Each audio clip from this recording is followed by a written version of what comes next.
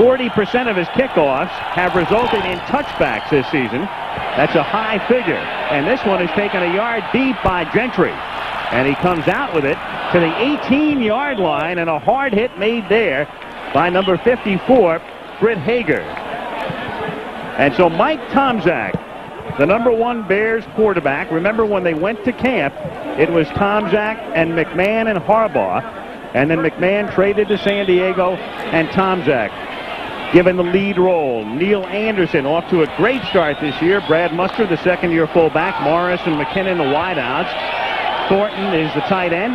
And that interior line started the Super Bowl following the 1985 season. So good and very experienced. From the 18-yard line on the natural grass of Soldier Field, over the middle, the tight end Thornton for a gain of 19 out to the 37-yard line. Tomczak making more and more use of his tight end Thornton. That's his 6th catch of the season. One of the things Mike Tomczak is learning to do, is put a nice soft touch on the ball. And here he goes to James Thornton, who found a soft spot in the zone, lofting it right over the top of Byron Evans. A beautiful, beautiful touch pass that time by this guy, Mike Tomczak. First down, Chicago at the 38-yard line. That's Dennis Gentry going in motion. And Tomczak to throw again. On a roll to buy some time, and then lost it down the sideline and out of bounds. Intended for Dennis McKinnon, but he was covered, and so Tomczak throws it away. 2nd and 10. Now the Eagle defense, the excellent defensive line, led, of course, by Reggie White. Jerome Brown really coming into his own. Frankly, the linebackers would have to be described as ordinary. Joyner, Evans, and Al Harris, the one-time Bear. And the secondary is very suspect and very vulnerable, especially in the absence of Wes Hopkins. And Andre Waters takes his place at free safety tonight. Waters normally a strong safety. 2nd and 10, and it's Thornton out of the backfield and into motion. And the inside handoff to Neil Anderson for a gain of 8 out to the 46-yard line, where Reggie White makes his first tackle of the night. Anderson is averaging 6 yards a carry coming in. Reggie White that time, I think, has to fight off the block of the lead back. I think Brad Muster, look how they don't block Reggie at the line. There comes Muster trying to put Reggie down. He actually gets him to the ground, but White gets back up and makes the tackle. Frank, I don't know there's a more active defensive end in the league. What an athlete he is. He goes about 290 pounds, but he will play out on the end as he was there a moment ago. Pursues, makes the stop. He'll move in and play over the center, and he's just as effective there. 3rd and a long 2 with McKinnon in motion. Tomczak out of the shotgun for the first time. Plenty of protection, and then shoots one out to the 49-yard line, and the catch is made there by Gentry, and enough for a first down. He gets it by about a half yard. It was the linebacker Al Harris with him on the coverage. Good high percentage pass to Gentry, and Al Harris, a linebacker, who's a very active linebacker, and of course a former Bear that went to the Eagles this past year. But you can see all the time in the world for Tomczak. And Harris, as good as he is as a linebacker, is not going to stay with the very quick and very effective receiver, Gentry. How about the Bears and their play selection on this opening drive? Working both sides of the field, throwing the ball, rolling out, really spreading the field against the Eagles defense. The new tight end, Camposo, he was in motion. Anderson takes it into Eagle territory, a pickup of 5. Neal takes it to the 46. Evans and Harris in on the tackle. So the ground game in gear. The Bears leading the league in rushing. And also, the couple of times that Tomczak has gone back to pass, Dan, the protection is there. The Bears have yielded only 1 sack all season. It's no surprise, Al, with the quality of that offensive line.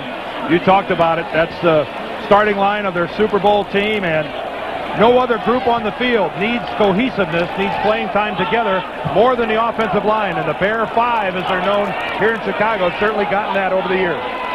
2nd and 5, Chicago at the Eagle 46-yard line. Again, great protection, and the pass is caught by Neil Anderson at the 41-yard line. He had to come back to get it. Eric Allen on the coverage, and he appears to be just short of the first down. It'll be 3rd and less than 1. Neil Anderson will work on the outside, just like Keith Byers, a setback for the Eagles. But again, look at this protection, Dan. You just touched on it. Perfect.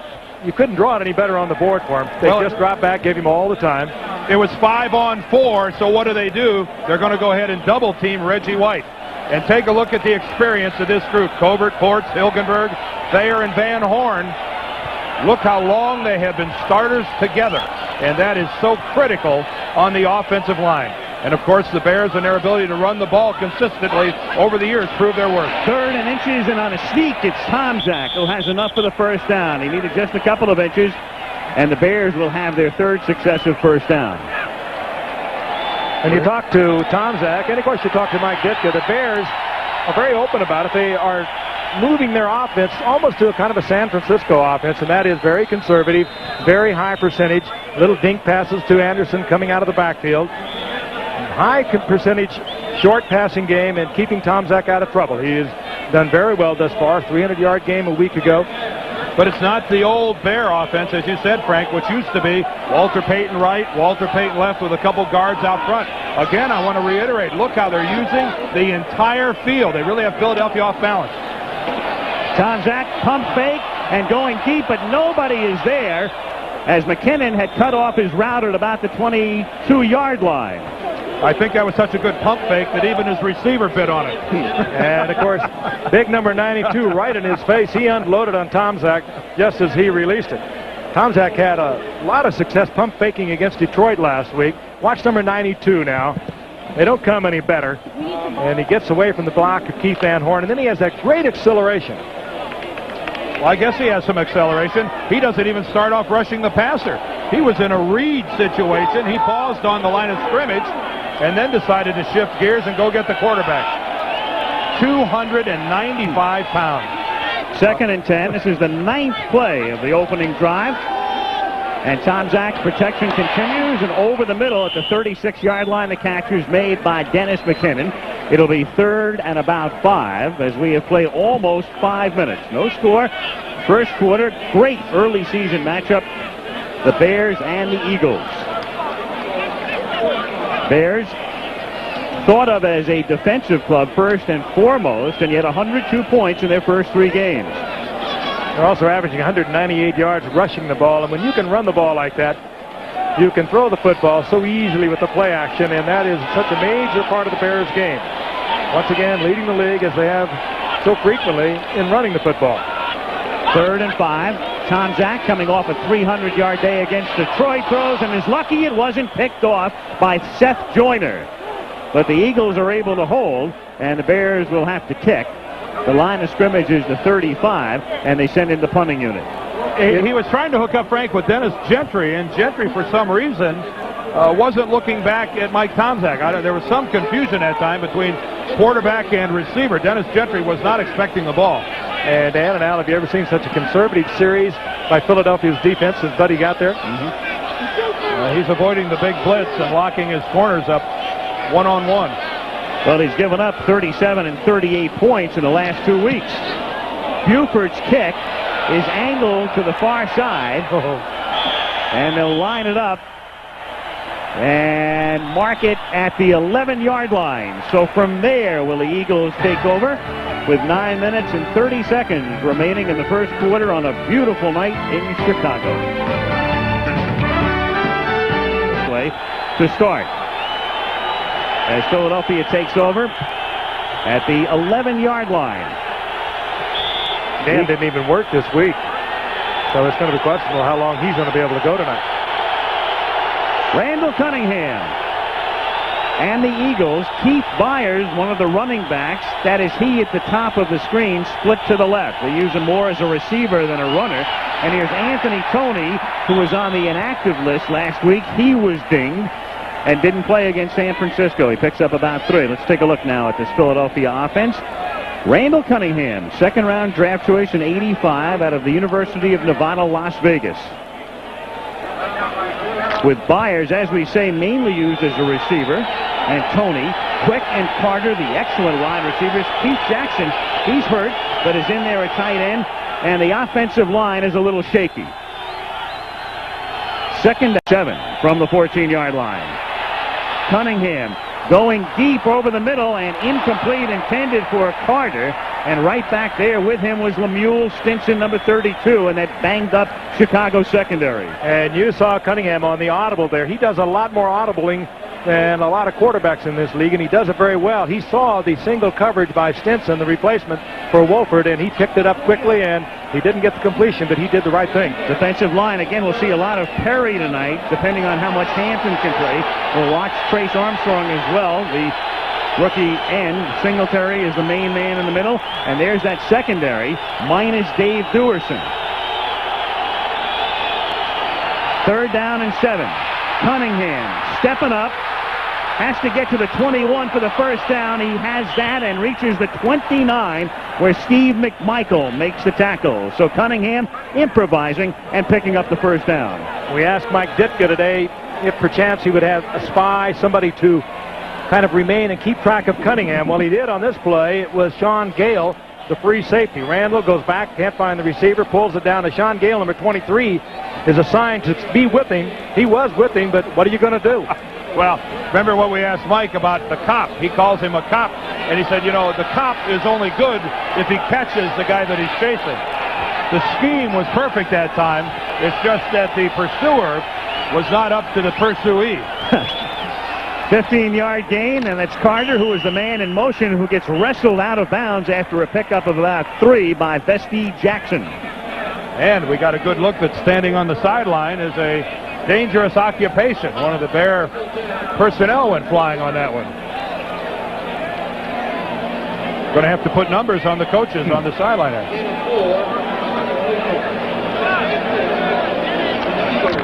Follow this play out of bounds. That's Chris Carter. Just very simple pattern. Boom. That is one of the Bears coaches, I would assume. We can't ID him from behind, but took a good shot. 2nd and 6, a fake reverse. And Higgs with the ball takes it out to the 39-yard line. Mark Higgs, second year out of Kentucky. He's just 5'7", but 200 pounds. And again, the Eagles looking for somebody to run the ball. They don't have the Eric Dickerson type back, obviously, but they have Tony and Byers and Higgs and also the rookie Heath Sherman, and they spread it out. Al, we had anticipated this. There will be no huddle for the Eagles in this particular series. Now they're going to go back into the huddle, but they had talked about having the hurry-up offense we're seeing more of as we look again at Buddy Rand.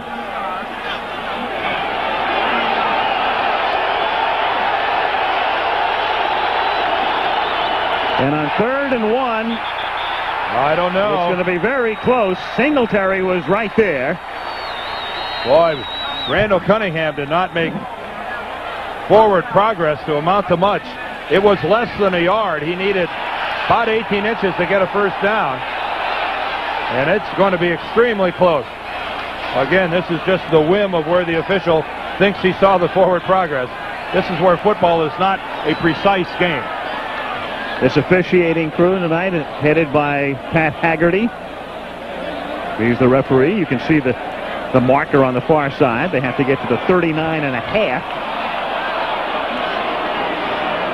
Yeah, officiating Bears-Eagles game is not one of the more pleasurable tasks. There is a whole lot of emotion out there on both sides of the ball.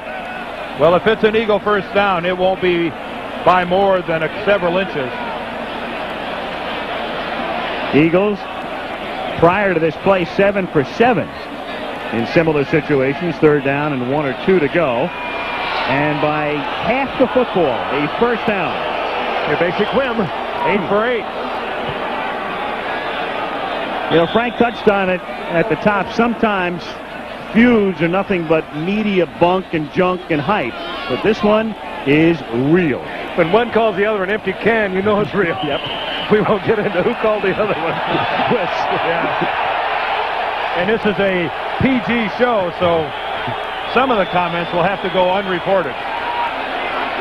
There's Mr. Intensity. 1st and 10, Philadelphia from the 40 after back-to-back first downs. Cunningham wide open to the left. And Randall out of bounds at the Chicago 48-yard line. That, of course, the dimension that he gives you. Randall Cunningham, nothing open downfield, and off he goes. And as we say, he's the first quarterback since Tobin Road in the early 50s to lead his team in rushing in back-to-back seasons. Okay, he could run a circle around Tobin Rote, though. This man is dangerous. There's been no quarterback like him. Fran Tarkenton was a good scrambler, but he had not even close to the speed or the athleticism of this man. But he just changes this game. But the key with the maturation of Randall Cunningham is, even on that scramble, his purpose was to find a place where he could pull up and throw the football. He only ran out of necessity. A couple of years ago, he ran because he didn't know what else to do. Now he wants to throw first, run second. 1st and 10 from the 48, and wide open, but broken up on the pass intended for Gizmo Williams. Vesti Jackson gets a hand on it to bust it up. Oh, Jackson made a great play on that. He came off his own man, Frank. He did. He had to get back, and he just did get back there, or that would be 6 points. Vesti Jackson did not have the primary coverage on the play.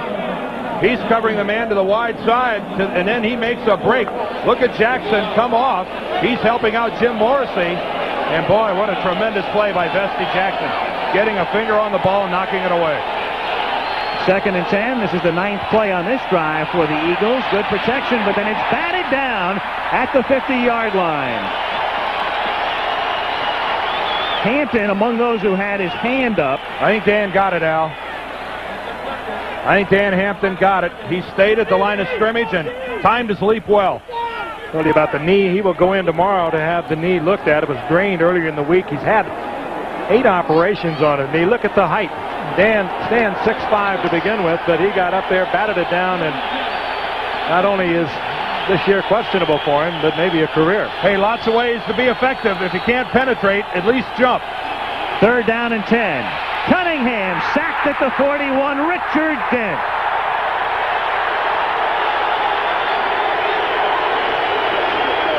Richard Dent has been reading about Reggie White all week, and that has got to aggravate him a little bit. Oh, what a quick move to the outside by Richard Dent. Here's Dent right here. Watch him go up and then jump to the outside. Boy, watch this quickness. Boom, there's his quick to the outside. Boy, moves right around Matt Darwin and in on the play. That's one way to contain Randall. John Telchik's punt is taken at the 16-yard line by Dennis McKinnon, and it was Gizmo Williams right there to greet him. So each team able to move the ball, but neither is able to get it into field goal range yet. 6:01 to play, first quarter in Chicago.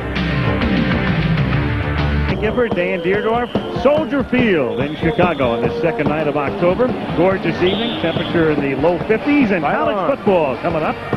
USC coming off that spectacular comeback win over Washington State, hosts Washington. Regional coverage this week, Saturday 3:30 Eastern. Some of you will see the game from Champaign between Ohio State and Illinois. And Mike Tomczak out of Ohio State, signed by the Bears as a free agent in '85, leading Chicago from the 16-yard line. Little toss to Muster, penalty flag, first flag of the game, and he's wrapped up by Byron Evans at the 18-yard line. So we'll find out from Pat Haggerty what the first call of the night is. Illegal formation, offense.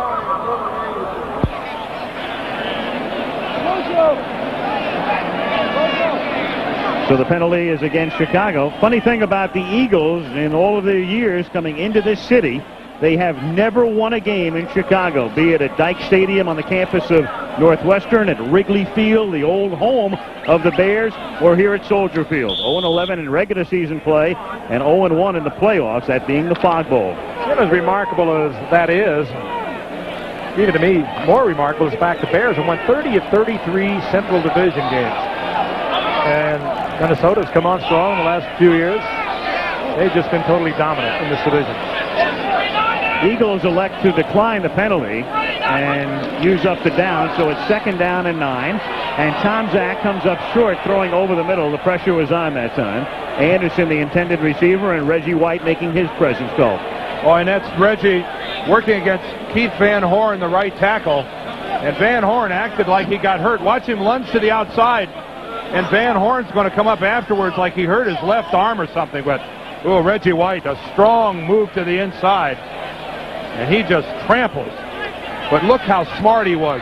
He had the right arm in a position where he could have hit Mike Tomczak in the head, and yet he let it kind of... and yet he let it kind of dangle down a little bit and made contact with Tomczak's body, thus not drawing the penalty.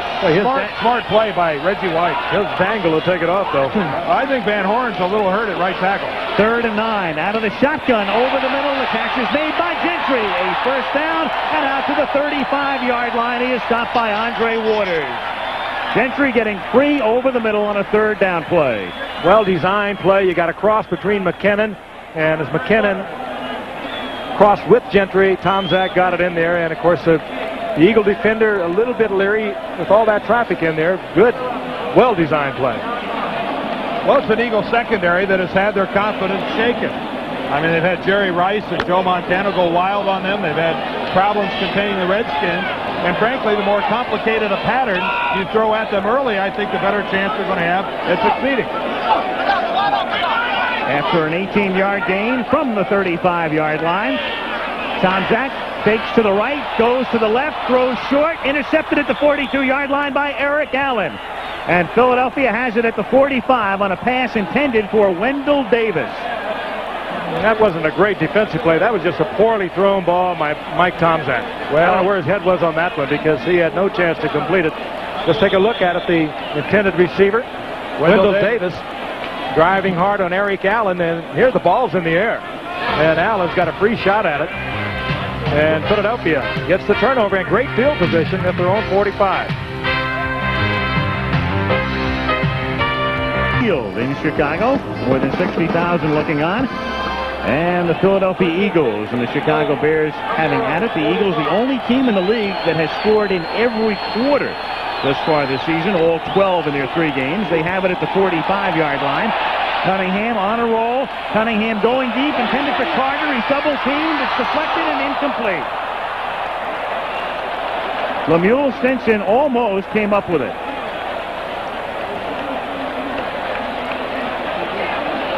Chris Carter was the intended receiver, and he was double covered, and Randall taking a chance that time, throwing right into the double coverage. There's Carter, but look at the Bears on either side. That's Stinson on the left and Sean Gale to the inside.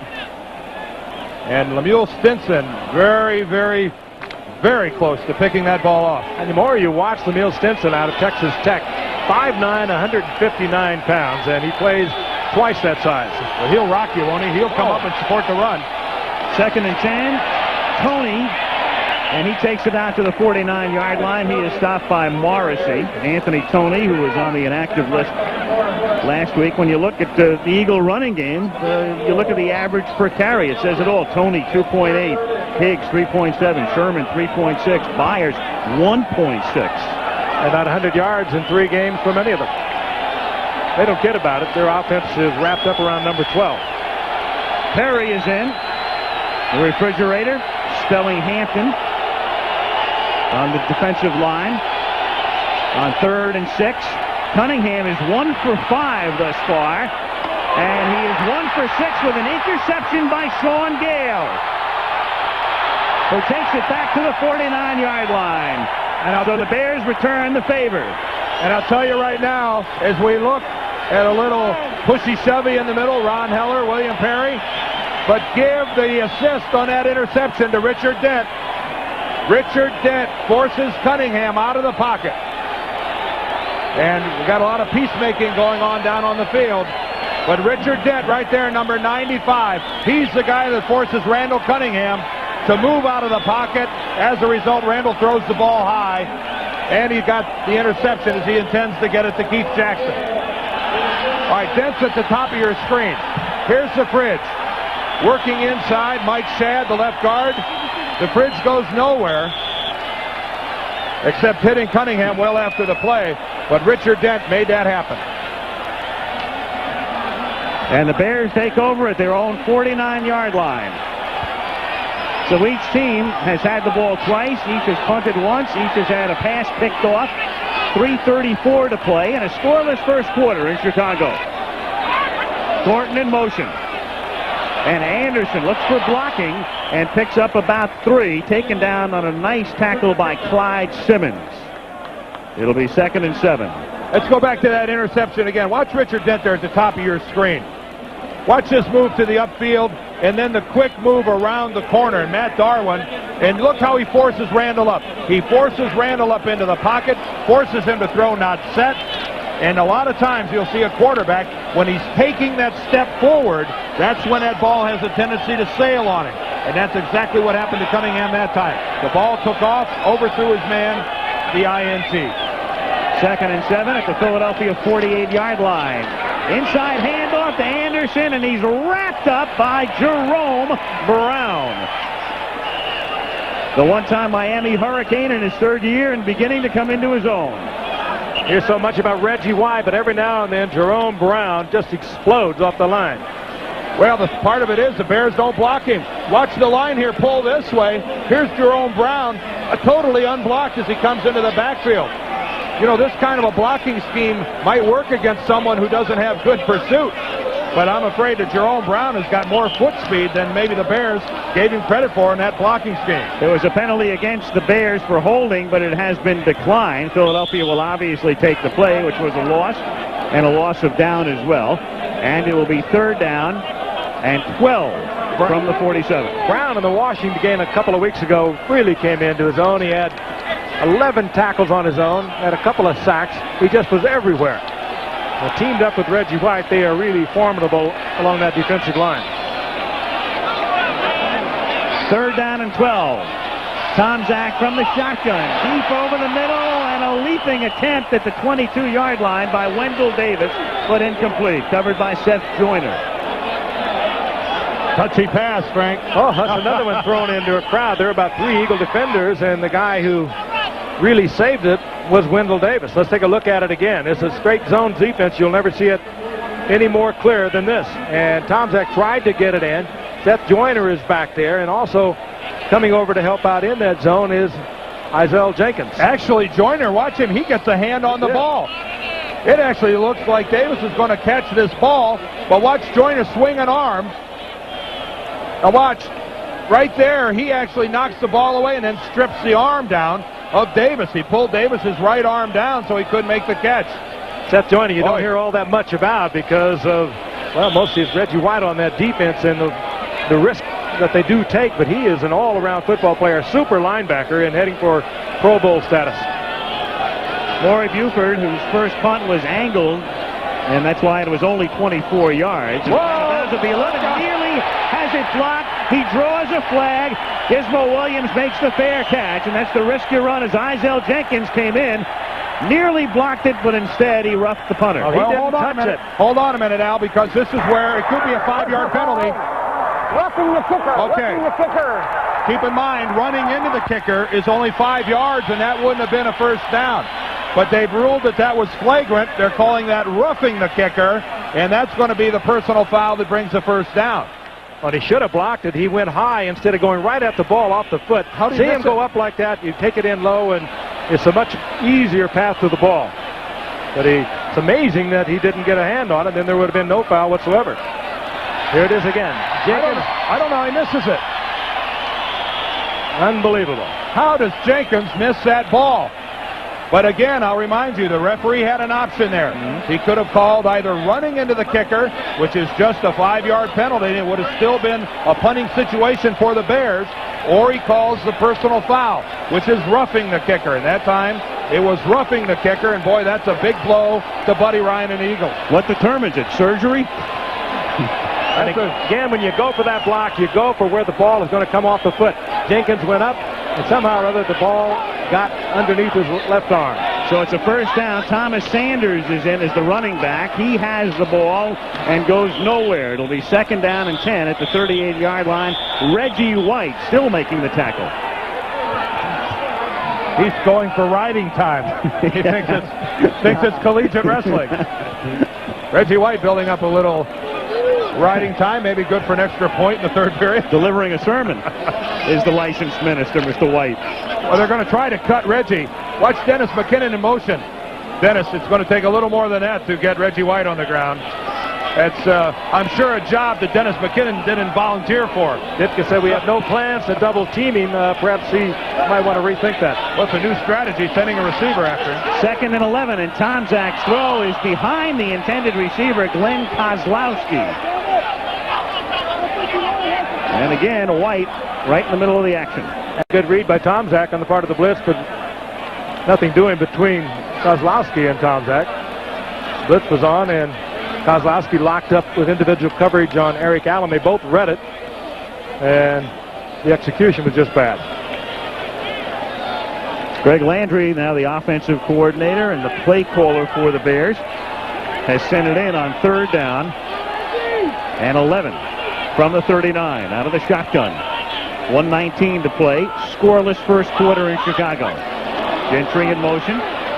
3 receivers in the pattern, and he swings it out from Morris, and he has the first down as he gets to the 20-yard line. And again, a breakdown in the secondary that time. Eric Everett was there with the initial coverage. Morris makes the catch, and Lilly finally makes the tackle. And I'm trying to figure out how Mike Tomczak isn't hit or sacked by Reggie White. Again, watch Reggie working against Keith Van Horn. I thought he knocked the ball originally. Boy, look at Mike just step up inside. Credit the rest of the Bear line with giving him a pocket to step up into. And watch Morris now. He comes to the inside, pulls up. Defender buys it all the way. That's Eric Everett. And Morris, a good runner when he gets the football, takes it down inside the 20. 30 seconds to go in the quarter.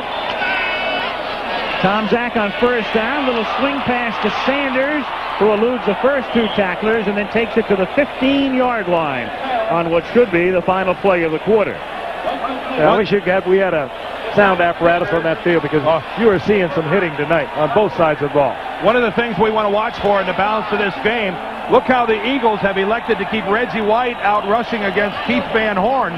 Normally in that long yardage situation, he's over the center, but the Bears have an all-pro in Jay Hilgenberg, so they're going with the matchup, putting White on Van Horn. And he's winning it out there at the moment. ABC's Monday Night Football returns after this message and a word from our ABC stations. Plymouth and your local Plymouth dealers who invite you to test drive a Plymouth today.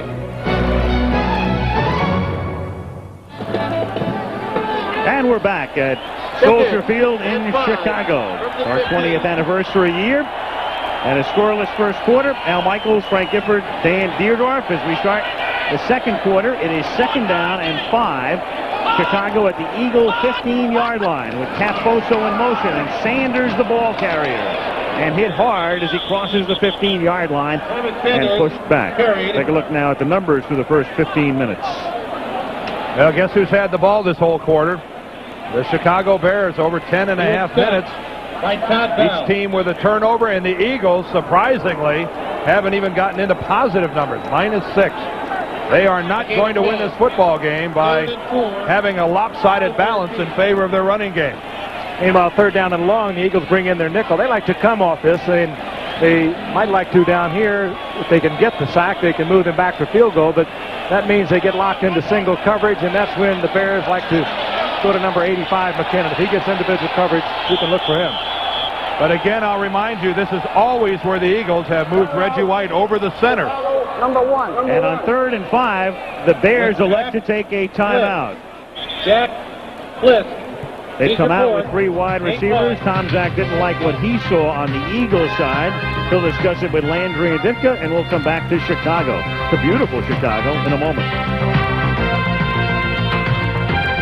The Bears are going to come up with 4 wide receivers, Gentry, McKinnon, Davis, and Morris on a 3rd and 5. It should almost guarantee individual coverage on a couple of them. They put Gentry in the slot to the left. Tomczak out of the shotgun. He starts McKinnon in motion. And then, after the fake to Anderson, is a man open for the moment in the end zone. Touchdown, Dennis McKinnon. Super play. Well designed. McKinnon in motion. Turn around and went back. Came all the way across the field, but he was running with Tomczak. And Tomczak just did get it in there. Well, it was a touchdown. I'm not so sure of the design. When 2 Bear receivers run into each other in the end zone, you have to assume that one of those guys isn't supposed to be there. There's Tomczak hiding the ball. McKinnon now is just coming into his view. It was to McKinnon all the way. Now watch this, what Dan talked about. 2 defenders colliding.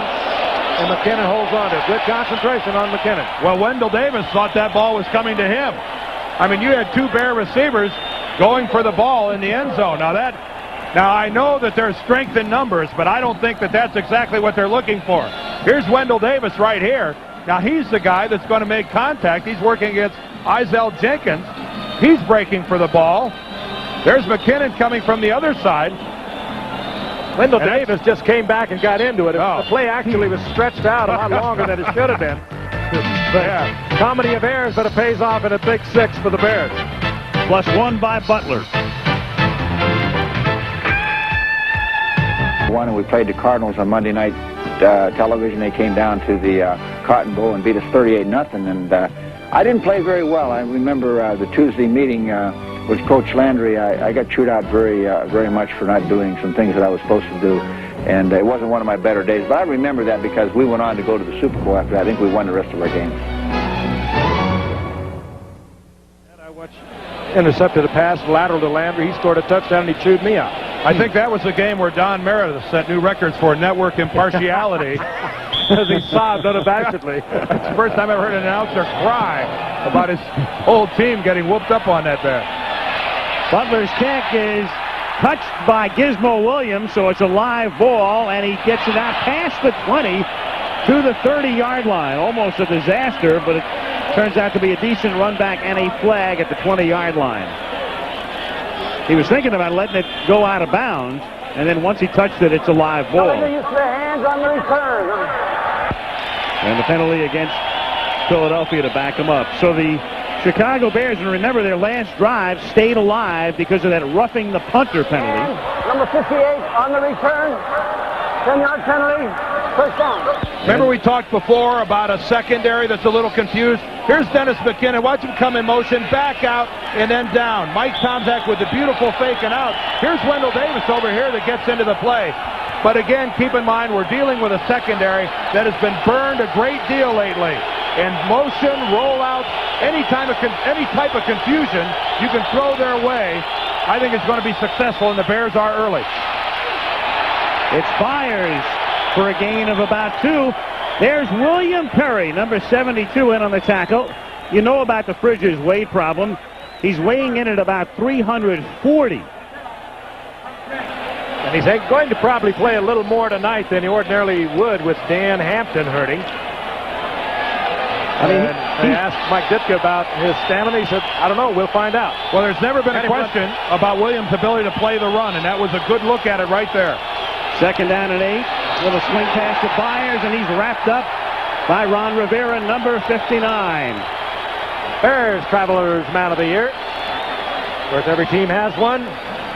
Player that performs well on the football field, and since he replaced Otis Wilson in 1987, Ron Rivera has been one of the unsung heroes of this Bears defense. Of course, he spends a lot of time doing community work, and once again, we'll present the Travelers Man of the Year in the NFL at the Super Bowl. Third down and 6 from the 14-yard line. Here comes Dent again. And Cunningham is sacked at the 5-yard line. That's where they'll spot it. They're going to say Richard Dent had him in the grasp and control. That's Dent's second sack of the night, and the third time he's made something happen. John Roper was in there as well. There's Roper, who's down in his stance, number 55, the second-round draft choice this year. Watch him loop back to the inside. Richard Dent got the left arm on him first. Roper ends up wrapping him up, but they're going to give that sack to Dent. They'll probably split it with Roper. Both of them got there about the same time. John Telchik, who was drafted by the Bears in '86 and then waived, a wobbly kick. Catch is made at the 36 by McKinnon, and he loses the ball, but the whistle has sounded. He was down. Dead ball, Chicago's ball. At the 36-yard line. 31-yard punt by Telchik, who has been injured. In fact, there was some speculation that Cunningham, who's a great punter himself, would do the kicking tonight. That was very close, as you can see. Well, the only problem is we couldn't see exactly whether or not his knees were on the ground. Really doesn't make any difference. Well, we'll know whether his knees were down here. Boy, it's tough to see. It's a moot point anyway. Once the official rules that the ball is down, the play is over. There's no disputing it. With a risky call on the part of McKinney. McKinnon not to go for the fair catch, but he picks up additional yardage on it. And Chicago with a 7-0 lead, and the ball at the Philadelphia 36-yard line. Fake to Anderson, and then the pass is caught by Matsui, who takes it to the 29-yard line. Big favorite. The Sui chant, 10th year out of Penn State, and maybe his final season. Brad Muster is their fullback of the present and of the future. This is like being at an Arkansas game. This is more of the offense we talked about earlier. There's Reggie White with the pressure, but again, high percentage stuff is not going to get you into a whole lot of trouble, and you just keep picking away. If somebody misses a tackle, all of a sudden you get a big one out of it. That's where the fullback for the Bears is different than being a fullback for a lot of teams. You're really involved in the passing game when you're the fullback in Chicago. Not so on other clubs. Second, a long 2 at the 28-yard line, and Anderson burrows ahead, might have the first down, takes it inside the 26-yard line, very close to it.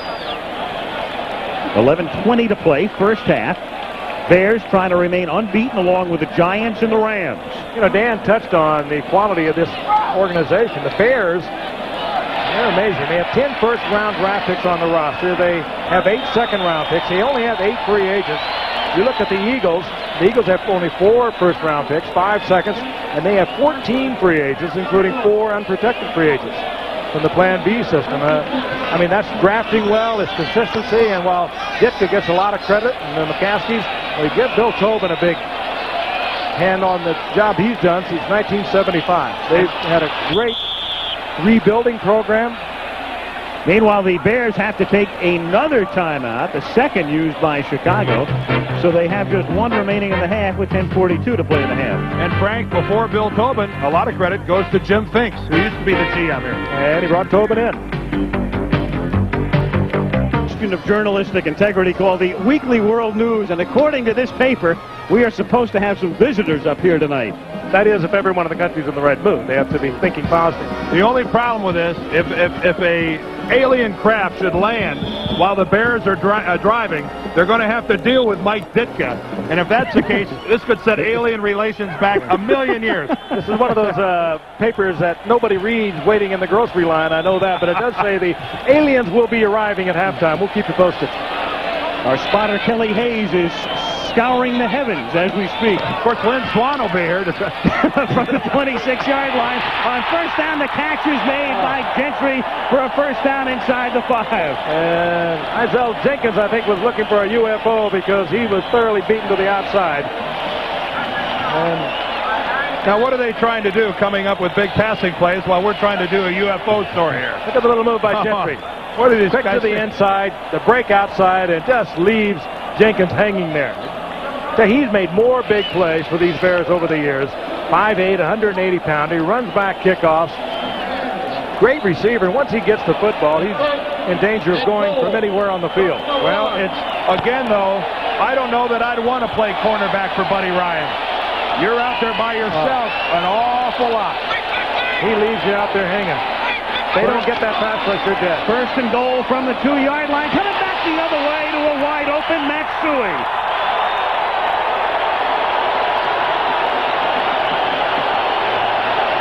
Another well-constructed play to take advantage of, I'm quite sure, the familiarity of the Bears with what Buddy Ryan likes to do on defense. Nobody even in the area with Suey. Tomczak again, hiding the football.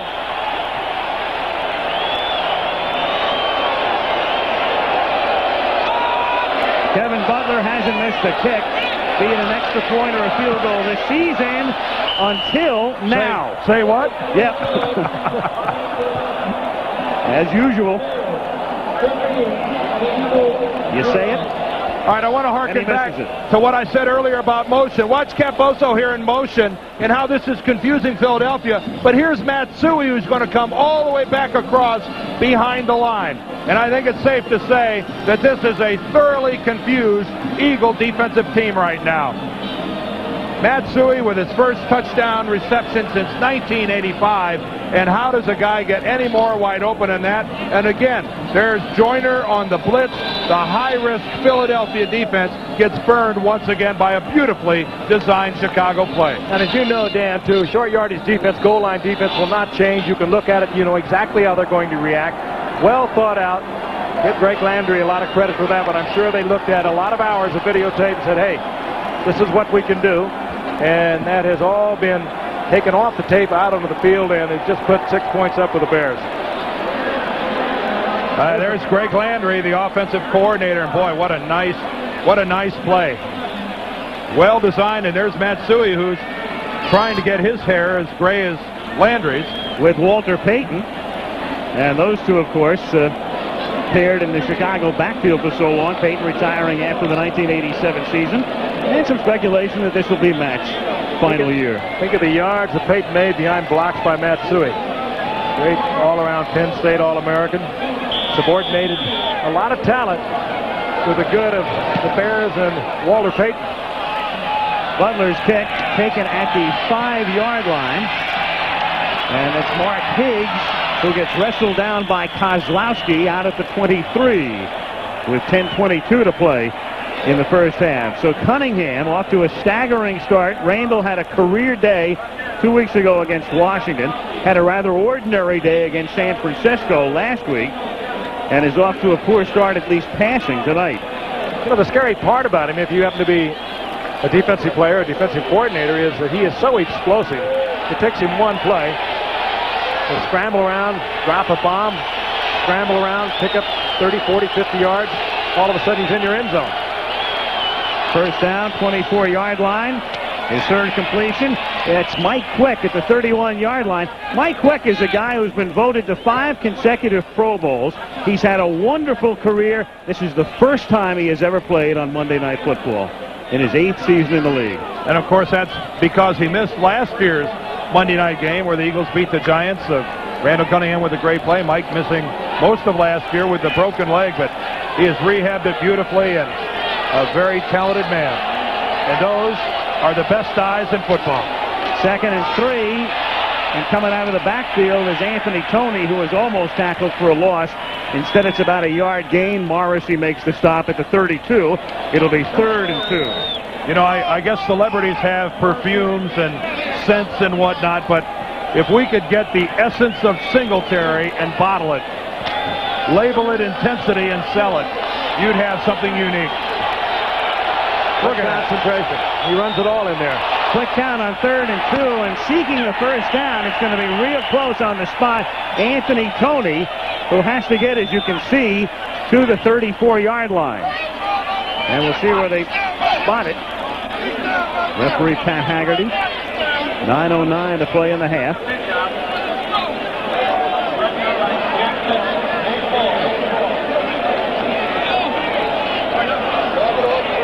And I don't think from here he has it. And the Eagles are in dangerous territory. They desperately needed their offensive team to grind out a couple first downs, give their defense a chance to settle down, regroup over on the sideline, try to gather themselves. And this is a case of an offensive team not helping out their defense whatsoever. Good 4 or 5 inches short, and Buddy has no choice. He's got to kick this thing away. No choice whatsoever. Unless he elects to run a fake punt here. Or come up to try to draw him offside. What the Rams tried to do yesterday against San Francisco. Randall will be in there to do the punting. Their punter last week on a fake punt, hurt his knee, and we were watching Randall last night. There's nothing this dude can't do. Well, look how the Bears are responding, though. They're leaving their #1 defensive team on the field. Hampton's in there, Dent's in there. They're not playing punt. They're going to go ahead and play this as a regular defensive down. Well, you saw last year, all 3 punts, more than 50 yards. This is a beauty. And a fair catch is called for at the 21-yard line by Dennis McKinnon. So let's see, the line of scrimmage was a 34. That's 16 plus 29. Or 45 yards on that kick. It's not like he's a novice punter. He was one of the nation's leaders when he was at Nevada, Las Vegas. So he's no neophyte to punting. He was also kicking field goals last night from 45, 47 yards out and hitting with regularity. A week from tonight, the Meadowlands and a couple of teams in dire need of a victory. The way things have started for the Los Angeles Raiders and the New York Jets, and that's our matchup next Monday night. Bo will be a week away, I guess, from that one. Yep, at least. Maybe we could call him up and ask him to play. Please, Bo. Mike Shanahan might. From the 22-yard line, this is McKinnon on an end around, and a flag is thrown well after the play. Byron Evans in on the play, and it's a holding call against Chicago.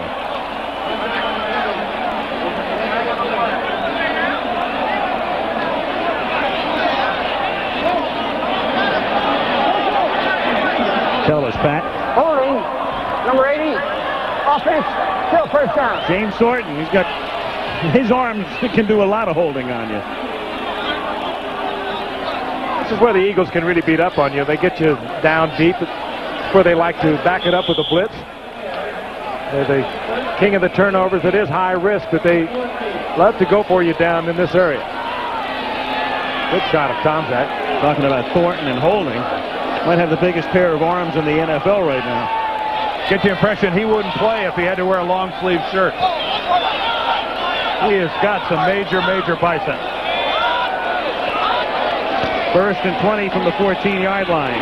Tomczak sets up a little screen, and as it turns out, that's probably the best thing that could have happened. A little one-hopper to Anderson to avoid a loss.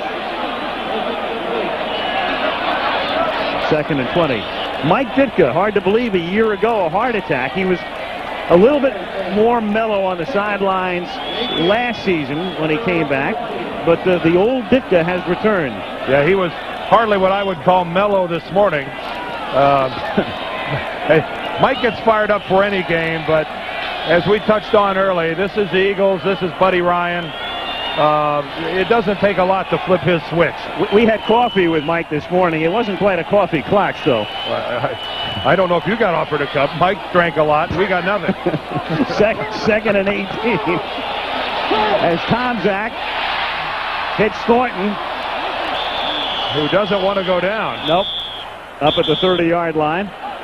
Two guys on each arm. And it's still a mismatch. Look at the guns on this guy. He's developing into a pretty good tight end, although it was his holding call that put the Bears back into this situation. But for those big arms, he's got soft hands. They don't necessarily seem to go hand in hand. How you like a hand in hand? Well-designed play again. We keep talking about Reggie White being over the left side of the Eagles defensively, and Greg Landry at that time had Tomczak rolling away from Reggie White, giving him plenty of time to look downfield and find Thornton. Third down and 2. Tomczak to McKinnon. Spin move at the 40 to turn it into 6 extra yards to the 46. And McKinnon thinks he got a late hit. Everett and Waters converging on the tackle. And what a beautifully designed passing attack the Bears are unleashing on the Eagles here so far this evening. Andre Waters and his friends in the Bears secondary are just at a loss at trying to cover this up. Ooh, and there's a late kick. Boy, look at that. Boy, that's Andre Waters, I believe. Dennis McKinnon trying to get up. There's Waters. Boy, and that's an intentional shot right on the chin. Andre. No flag from the 47-yard line. First and 10 Chicago, and there was movement in the backfield. So the penalty is against Chicago. Muster was the ball carrier. Reggie White makes the tackle, but Neil Anderson was in motion prior.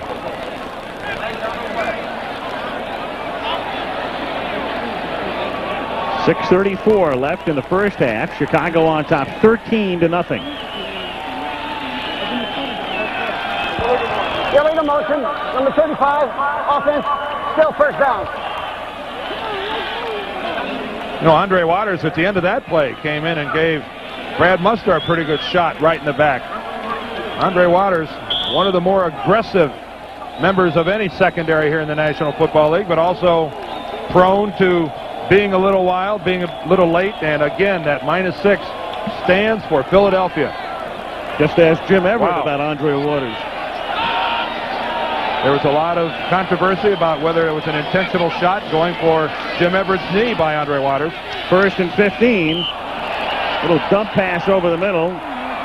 Thornton and Byron Evans gives him a little bit of the business.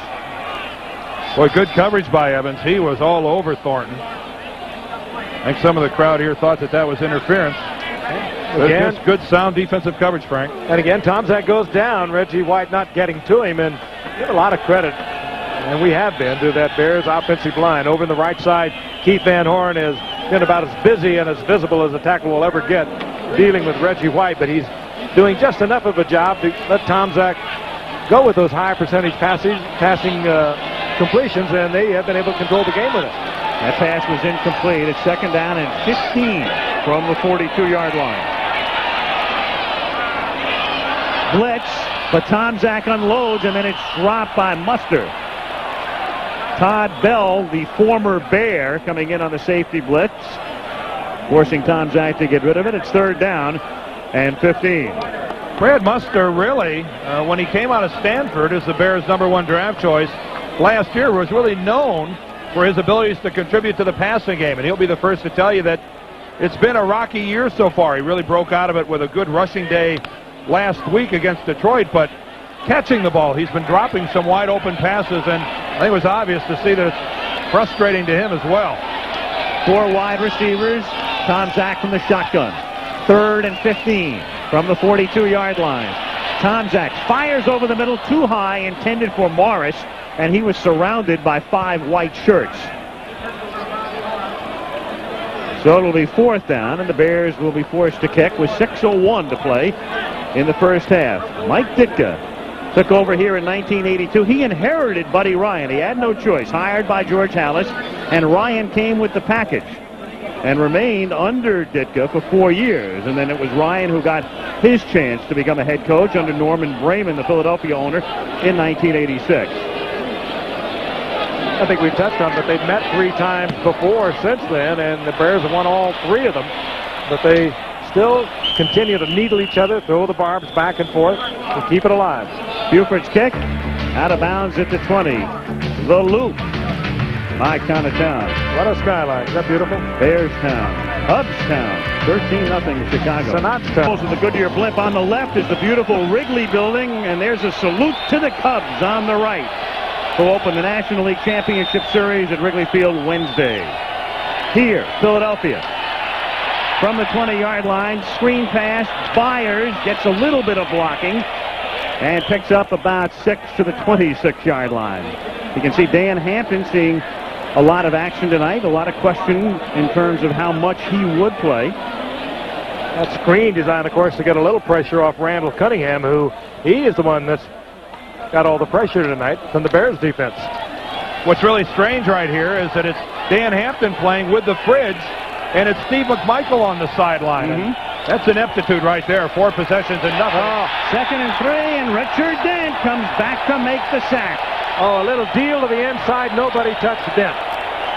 Well, you talk about a guy that's trying to become Mr. Monday Night. Richard Dent making a habit out of big games on a Monday night.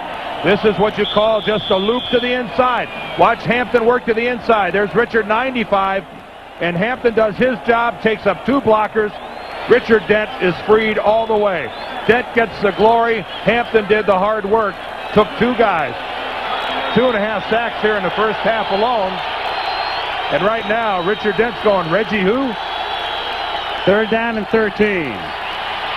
Cunningham going deep for Carter. Underthrown, tipped, and batted down. Incomplete at the 45-yard line. Lorenzo Lynch, who had 2 interceptions last week in Detroit, breaking it up. And the crowd salutes the Bear defense. Randall Cunningham has to be totally frustrated. He never even saw Dent coming on the play before. Perfect deal between Hampton and Dent. And on this play, he flushed out of the pocket again. All the receivers are covered. The only one who had a possibility was Chris Carter, and he just couldn't get it to him. Almost picked off by Lorenzo Lynch. I'd like to put a tape measure to that vertical leap by Lorenzo Lynch. Boy, was he off the ground. Here's Cunningham again. This is a bad kick, poor kick. very short and out of bounds in Philadelphia territory. This is a whooping here so far, guys. That's the 46-yard line. Chicago will take over. Well, the pressure has settled down squarely on the shoulders of the Eagle defense right now. They're getting no offensive help whatsoever. They're demonized as we look at Telchik on the sidelines. And right now, Buddy Ryan's hoping that somehow his defensive team can gather themselves. They have had Bears running wide open through their secondary and haven't really accomplished a whole lot. First down, Chicago at the 47-yard line of Philadelphia. Anderson for 3 to the 44-yard line. 4.5 minutes to play in the half. Mike Pitts in on the tackle. So coming up at the half as halftime approaches, Monday Night Football greatest moments. We'll take a look at the 5 best sacks. And you'll have a chance to vote. Lynn Swan will interview Jim Everett, the Rams quarterback, threw a long touchdown pass to Flipper Anderson yesterday, led him on a drive which resulted in a Mike Lansford field goal. And the Rams under John Robinson are 4-0. And I think right now Richard Dent writing a few write-in ballots for himself. Here's Anderson to the 39-yard line. It'll be 3rd and 3. Al Harris, the former Bear, makes the stop. You know, I said it earlier, Richard Dent has been reading all week about Reggie White. And, of course, whenever you cover the Philadelphia Eagles, you're going to talk about Reggie White because he is truly one of the great players. 21 sacks 2 years ago, 18 last year, has led the league 2 years. But Richard Dent, remember the season of '85, Super Bowl MVP. He did it all then. And when Buddy Ryan left, the Bears defense became a little more disciplined, and Dent was not the standout that he was in Buddy Ryan's defense. Now it's Reggie White. But he is putting on a show tonight. I know inside he feels really good about it. 3rd down and 3. Thornton goes in motion, slips, but regains his balance. And after the play fake, the throw is underthrown, but Suey was wide open. 4th down. And that would have been big. And I think that's a case where Matt Suey has to realize the blitz was on and turn around and look back to his quarterback and help him out. Yep, and there's Mike Ditka expressing his displeasure with Matt Suey. You've got to realize, you've got to look in as you make your break out of the backfield. If the blitz is on, everything you have to do is shortened up. Absolutely, and Suey is one of the least of the players you would imagine who would blow that. A very cerebral player. It was very obvious that it was blitz, and no way that Tom Zach could get it to him because Suey just kept right on stride. That could have been 6 points. Yeah, that's not a case of good work by the Eagles. That's the Bears beating themselves. Maury Buford's kick out of the end zone, and Philadelphia will take over at the 20-yard line. Eagles have all of their timeouts remaining, and 3:01 showing on the clock. Nice touch by Buford there. That's like hitting a 9-iron about 40 yards over the flags. What did he get, about 15 yards out of it? Well, you know about that. I sure do. Wednesday night on ABC begins with new episodes of Growing Pains and Head of the Class. And then it's a new time for that 16-year-old genius, Doogie Howser, MD, followed by Anything But Love. Starring Buddy Ryan and Mike Ditka. Yeah, right. Anything But Love. And then China Beach, which is where they're heading. That's Wednesday night. Anthony Toney starts this drive with a 3-yard pickup through the middle. Singletary and Tate in on the stop. 2:48. This is not the first offensive team we've seen made to look bad by the Bears. Catch is made by Keith Jackson, who's been silent tonight. And KJ takes it out to the 34-yard line for a first down. So the tight end, who was shaken up last week, took a knee in the back from Ronnie Lott, sat out the second half, makes his first reception of the game. 2:30 remaining, the clock moving. This is the Eagles' form of their 2-minute offense, hurry-up offense, whatever you want to call it. Keeps the Bears from changing defensive personnel.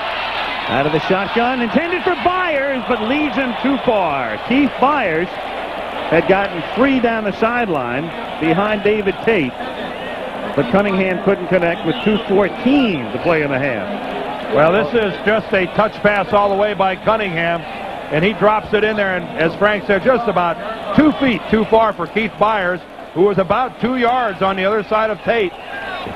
That's a matchup that the Eagles would like to have. They want the one-on-one with Byers. That's how good of a receiver he is out of the backfield. Those are the kind of plays the Eagles are going to have to start making. On 2nd and 10. Cunningham stepping up and then throwing just prior to crossing the line of scrimmage, and maybe he did. Intended for Garrity. It looked like he was across. Flag a little bit late, but it's thrown at the line of scrimmage. Line of scrimmage right at the 34-yard line.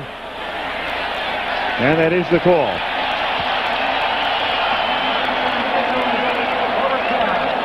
Cunningham has been harassed all night.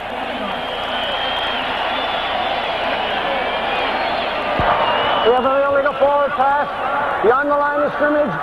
Loss of down, 5 yards, 3rd down. All right, let's take a look at it. Here is the line of scrimmage at the 34. Cunningham will run. Let's take a look at it. Watch, keep your eye on the 34. Keep an eye on the 34. And they're going to say that the ball was across the line of scrimmage when he let it go. Well, that's the second time we've seen that call so far this season, and that's very, very close. That is Clemmer is the replay official. very, very close. I mean, that's, again, the official who was in position to make it was on the far side of the field. He's straddling the line of scrimmage. But we are, again, splitting straws right now. They're going to call it an incompletion.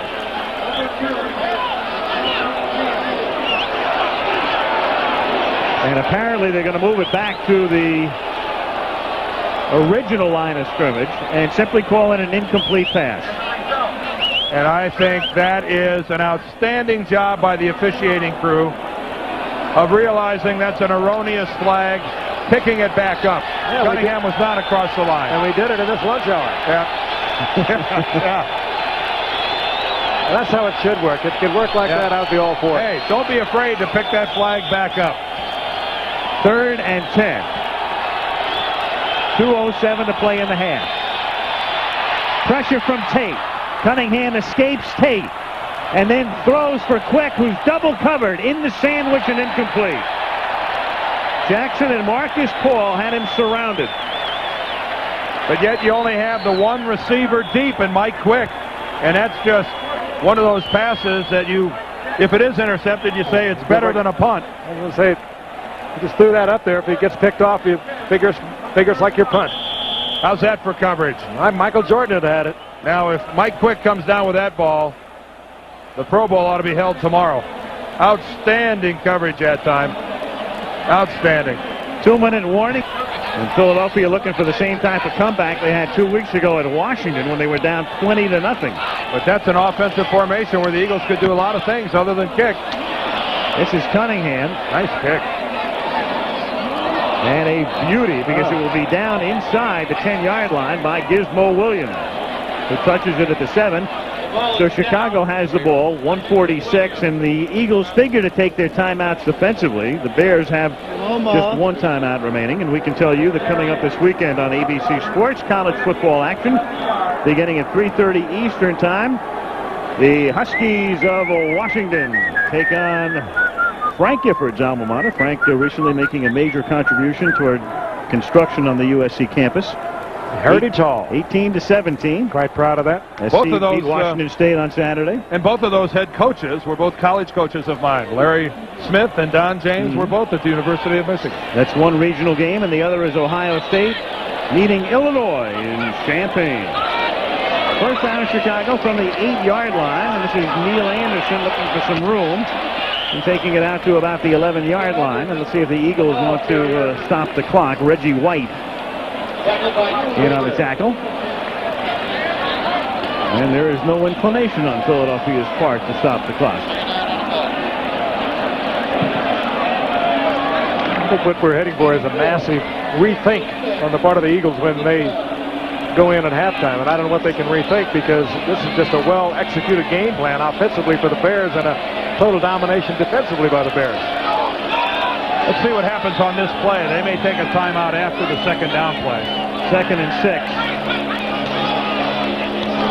That is if they can stop Anderson well short of the first down, but now it's 3rd and about 2 upcoming as he takes it out to the 16-yard line. And they're going to let it now. Buddy Ryan says we'll take the timeout. But he said you should have taken it at the end of the play. Yeah, not great clock management there by the Eagles. Continues down the line. The Cubs might be attracting you back here for the World Series now. We will be here, or not here, we'll be somewhere for the World Series on Saturday night, October 14th. He almost were in Toronto. Northwestern threatening to win the Big Ten. Say what? 3rd down and 2 from the 16, and Tomczak slips. He is down at the 11. Now the Eagles will take a timeout, and they'll get the ball back. Boy, but again, the Eagles waste 3 or 4 seconds. Last 4 regular season games when trailing at halftime. Well, they got themselves set up perfectly. We'll see if Gizmo here can dip into the old toolbox and come up with something.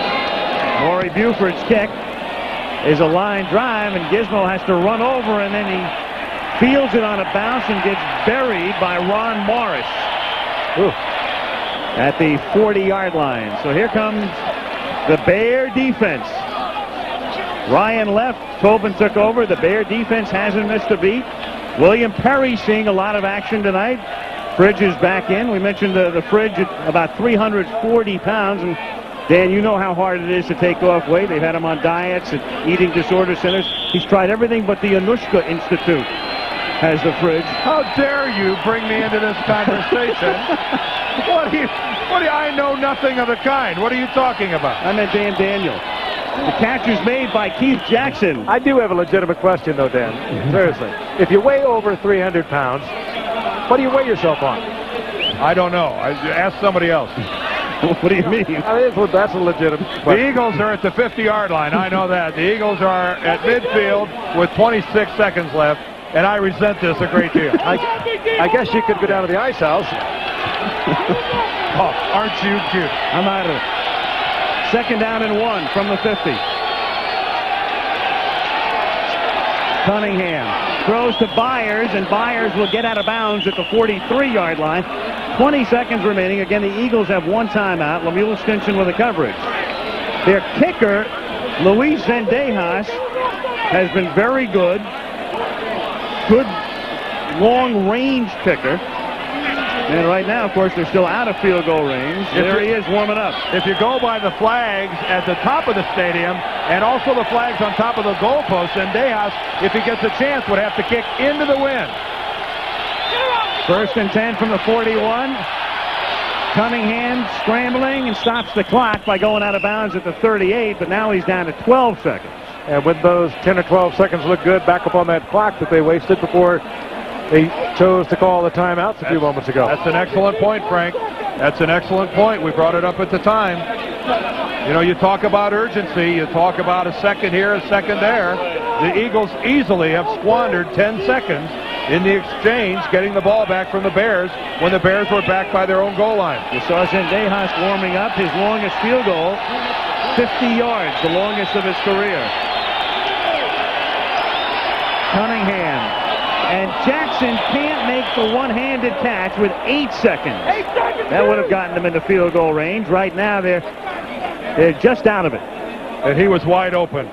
Keith Jackson was wide open, and Randall just led him a little too far. Look how open Jackson is. Oh, and that ball just a little too far out in front. Tremendous effort by Keith Jackson. He just couldn't bring it in. He is your man when they flex Jackson out. Well, his rookie a year ago, they moved him out to the right. I would be surprised they didn't come right back with it. Number 88. Got to be a quick pass. There's no time for Randall to scramble here. Can't take 9 seconds, that's for sure. And it's nearly intercepted.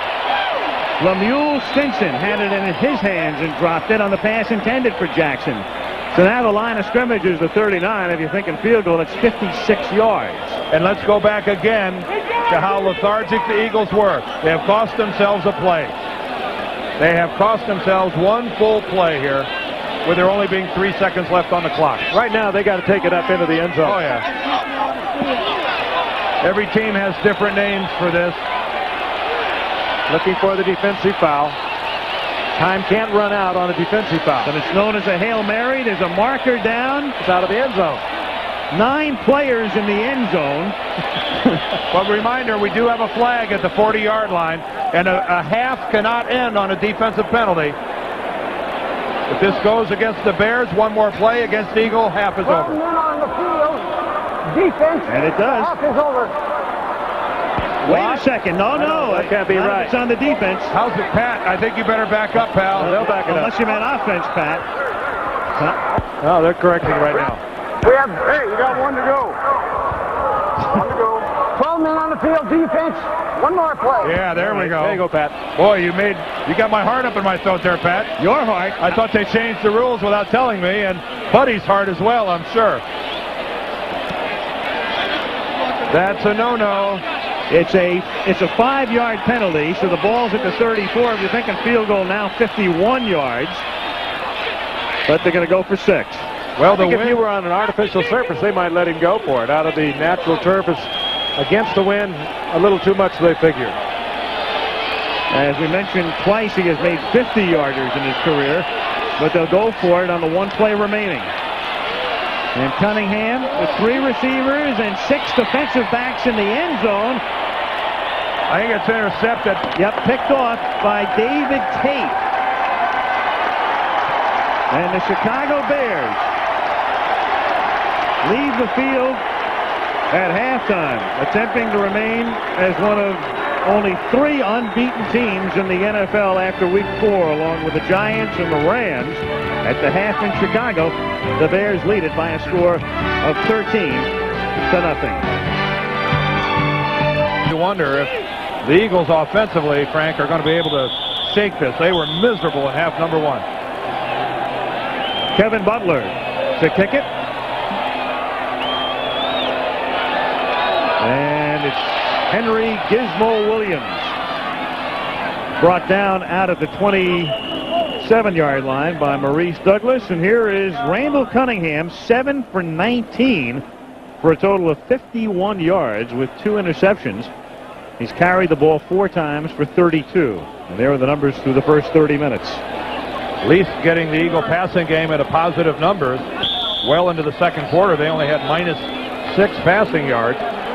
Tough to lay it all, though, at the feet of Randall Cunningham. He's gotten 0 help from his Eagle offensive teammates. 1st and 10, Eagles from the 27-yard line. Cunningham, who was under wraps, throws, and it's picked off at the 45-yard line. Lemuel Stinson. And that, remember how I talked in the first half, how Randall Cunningham is running, but when he's running, he's always looking to throw. Frankly, I think there's an instance where he should have kept on running. He might be thinking too much now about passing. He tried to force that into Chris Carter. There was another Eagle receiver there. That brought in 3 or 4 Bears. Mike Singletary is back there right into the pass. There's Carter, number 80. Actually deflected that ball a little bit. Somebody better tell Chris Carter, though, that when the ball's coming your way, the object is to catch it, not duck. Mike Singletary gets a hand on the ball, and Chris Carter ducked to keep the ball from hitting it. Hand off to Neil Anderson, who takes it to the 41-yard line for a gain of 2. Mike Pitts in on the tackle. Here's the play again. You can look at it again. Now, Singletary will drop right in there. Here's what you're talking about, Danny. Perhaps would have been better advised to run the football as well as he can run it. There is the block by Singletary, and Chris says, well, I want nothing to do with this. It's a little crowded in here. A lot of feet in here. Chris, you got a helmet on. I mean, it's not going to hurt you. Oh, well, that would be tough to look at in the tapes. Ooh, that's, yeah. With all your guys with you?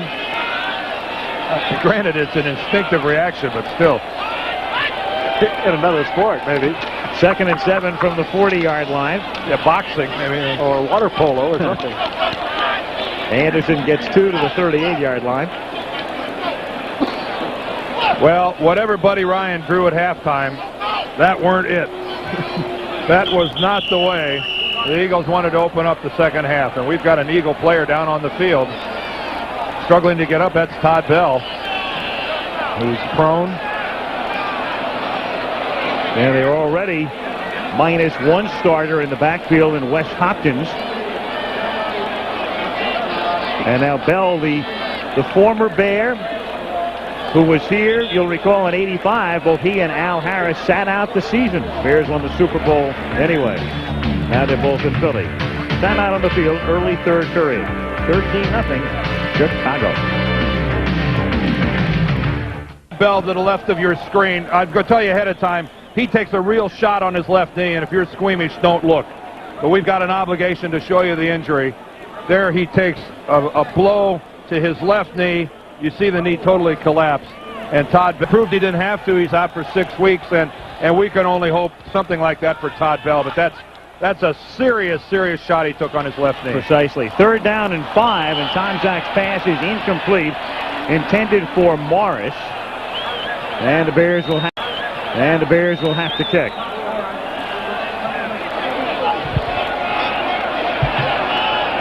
So Maury Buford comes in to do the punting for Chicago. And Gizmo Williams stands back at his 10-yard line. Williams played in the USFL, in fact, with Reggie White in Memphis for a year, and then up to Canada. Buford was here with the Bears a few years ago and has been at least in the camp of 7 other teams in the interim. And back he's come. A short kick that is down at the 11-yard line. Well, Gizmo has to handle that ball. I mean, if Gizmo is choosing to not return it, Gizmo has to get up there and at least fair catch the football. That was a high kick. He had plenty of time to get underneath it, and he could have saved his team a couple of yards, and if that had taken a big bear mound, he got a big break out of that. Could have been real problems. That could have been inside the 5 and easily covered by the Bears. Yeah, I'm going to speculate that he could have fair caught that up somewhere around the maybe 15 to 17-yard line. Eagles have it for the second time in the second half. And Cunningham to Byers. And Byers out to the 27-yard line where Mike Singletary makes the tackle. So Randall Cunningham picks up the Eagles' initial first down of the second half. 13 minutes to play in the third period. 13-0 Chicago. Well, that's the best-looking offensive play of the day for the Eagles. And, you know, as badly as they're being beaten up, 2 touchdowns puts them in the lead. If I was Mike Ditka and the Bears, I'd be a little uncomfortable with that. Draw play to Anthony Toney, the 4th-year running back out of Texas A&M, and he's wrapped up by Jim Morrissey. And again, per usual, the Eagles really unable to get anything going on the ground tonight. I mean, there have been teams, and guys, I'm not trying to overhype the fact that the Eagles could come back and win this ballgame, but there have been teams who've been beaten up far less than the Eagles have in this game so far that have been trailing by 4 touchdowns. And they're down by only 13. Who's the superstar coming into this game? Hint, it wasn't the guy on the bottom. 2nd and 8. Keith Jackson, flag.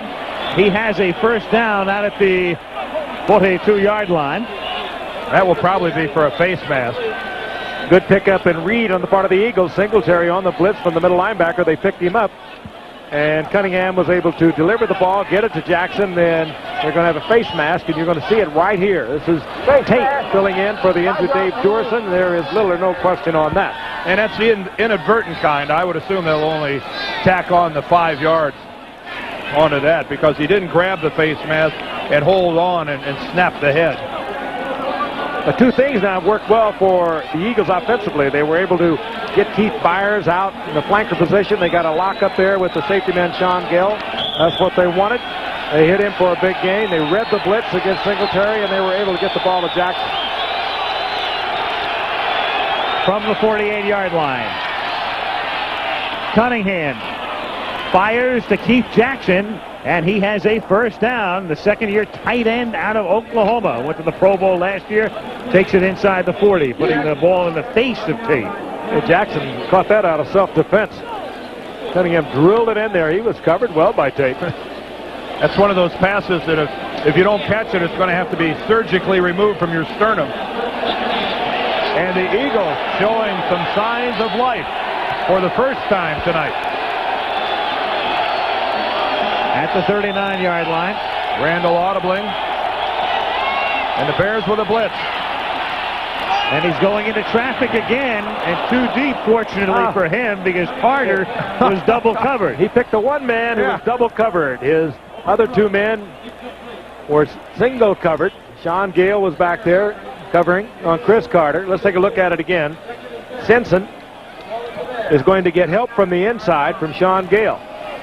There's Sean Gale. Meanwhile, Jackson was single covered on one side. Quick was single covered on the other side, and Cunningham, being flushed out of the pocket, just didn't go back to them. 2nd and 10. From the shotgun, looking for Byers. Byers has it. Byers has a first down as he's taken out of bounds at the 28-yard line by Singletary and Jackson.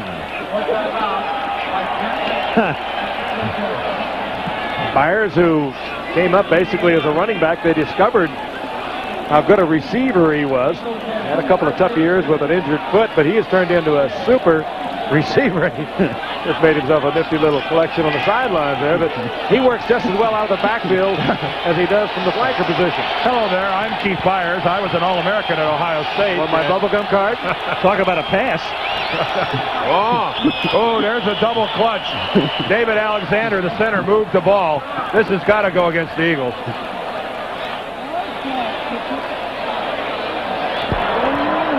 Ball start. Number 72, center. Yeah, that's one way to try to get the defense jumping off sides. It's always a help. Here's Alexander right here. Watch the movement of the ball. You could see him rock back. While he rocked back, he inadvertently moved the ball about a foot at the same time. Makes it 1st and 15. Philadelphia from the Chicago 33. Where the Eagles need a score here desperately. Bears on top 13-0.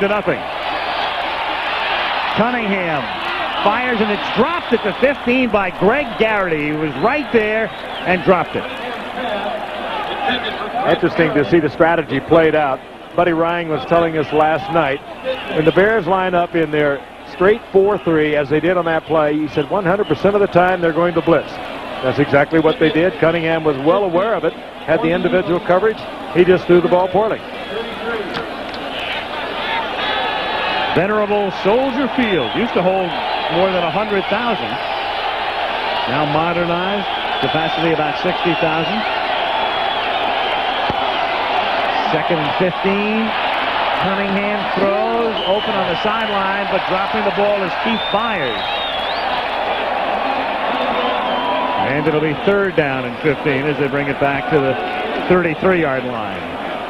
Those are the things that have been working for the Eagles in the past couple of weeks against the Redskins, and even last week against the 49ers. A little Cunningham magic pulling that ball down, getting out of what would appear to be a sure sack, and your receiver doesn't hold on to it. Well, it's 2 in a row, and the Eagles have really mounted a good-looking drive, starting well back in their own territory.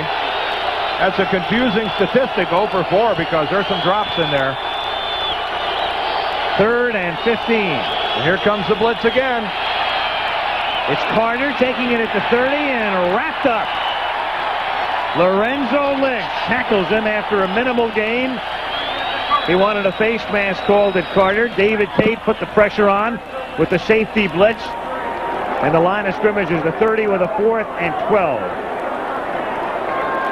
Blitz again on the part of the Bears, and watch number 50. Extra intensity.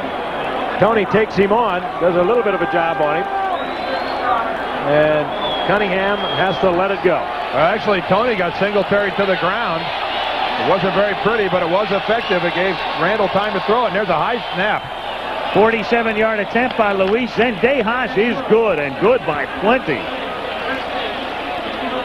Zendejas, cut by Dallas last year. Coming to Philadelphia, puts the Eagles on the board. Great hold. 2 to play in the 3rd. Great hold by Telchik to get that ball down. Lawrence Taylor's sack, favored by about half of those who have called into this point. Jack Lambert running 2nd. We talked about that hold of Telchik a moment ago. The punter, watch this snap, very high. And great concentration on the part of Zendejas. And you put one up there that high, that's a real good tribute to the holder to get it down and get it through the uprights. You usually hook it or pull it or kick it right to the right. And that would have been good from 53 or 54. This one is a 2-hopper, juggled, and they've got to pick it up, and Gentry does inside his 10. And can bring it back only to the 13-yard line.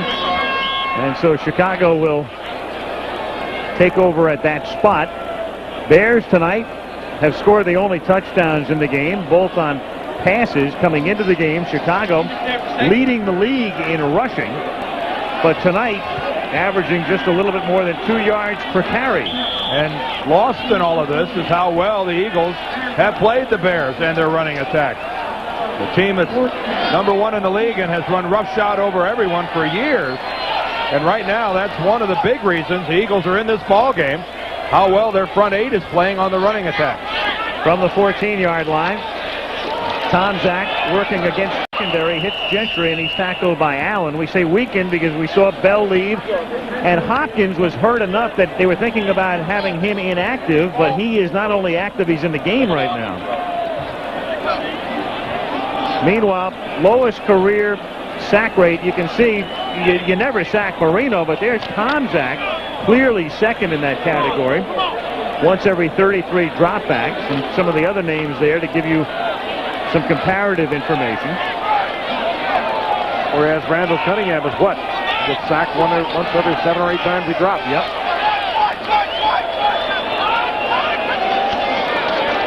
Second and 7. Tomczak's pass is caught by the tight end Cap Boso, and it's close to a first down. I think they're going to give him the first down. They will. They spot him at the 25-yard line. It is a first down. Al Harris with the coverage. And the Bears coming right out in this possession with a pair of passes and a strong sideline pattern that time by Bozo with a good rifle throw by Mike Tomczak. You get the impression when you watch Tomczak play that he really prefers to work the middle of the field. He likes to work the middle, likes to go over the top down the middle, has a nice long touch. It's really what puts him ahead of Jim Harbaugh, his backup, but that was nice work of the sideline. First down. This time he goes to the outside and hits the other tight end, James Thornton. A first down out of the 39-yard line. Are we really watching the Chicago Bears, who have a 13-3 lead, trying to protect that lead? They get the ball back after an Eagle score and open up with 3 consecutive passes? As the man that's calling him, Greg Landry. Oh, this can't be. What happened to student body right, student body left? This is... Well, it might be reflective of the few yards they've been able to put together on the ground against the Eagles' defense that we were just talking about a moment ago. First and 10, Chicago from the 40-yard line.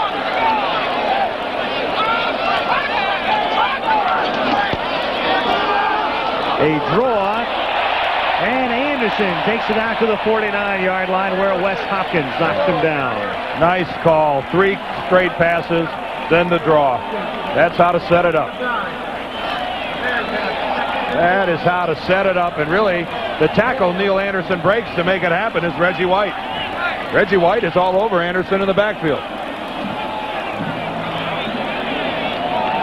Neil Anderson already with 200-yard performances this year. Reggie White watching the Bears come up to the line of scrimmage on 2nd down and 1 from the 49-yard line.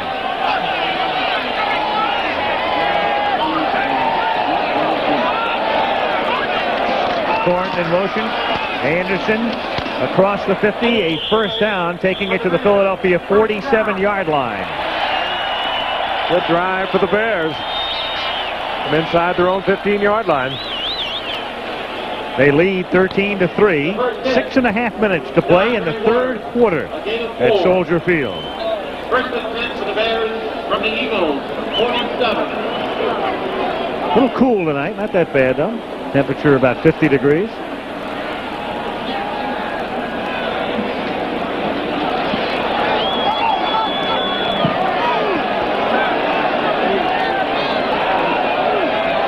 First down at the Eagle 47.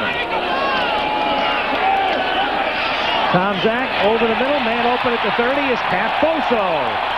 To the 27-yard line, he wants a face mask ball and gets it. He might have talked the official into it. I think he did. Very late flag. Andre Waters was the man who grabbed it. And there's no question that Andre Waters had it. Has it with his right hand blatantly. Face mask, 5-yard penalty, number 20. It was Evans on the coverage, and Evans is beaten again, number 56. As Boso goes down, and there is Andre Waters.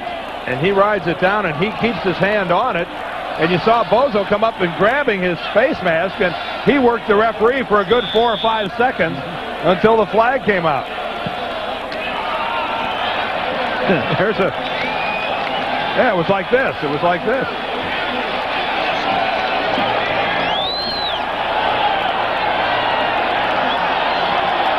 First down, Chicago. This long drive starting inside the Bear 15 from the Eagle 22-yard line. Tomczak, a short drop and a quick pass out to Wendell Davis, who gets to the 13-yard line. He is stopped there by Eric Allen. Good read again on the part of Tomczak. Going to Wendell Davis. Blitz was on. Davis had individual coverage. Well, it's becoming obvious when the Eagles get up there on first down in that 46 defense, which is what they were in last time.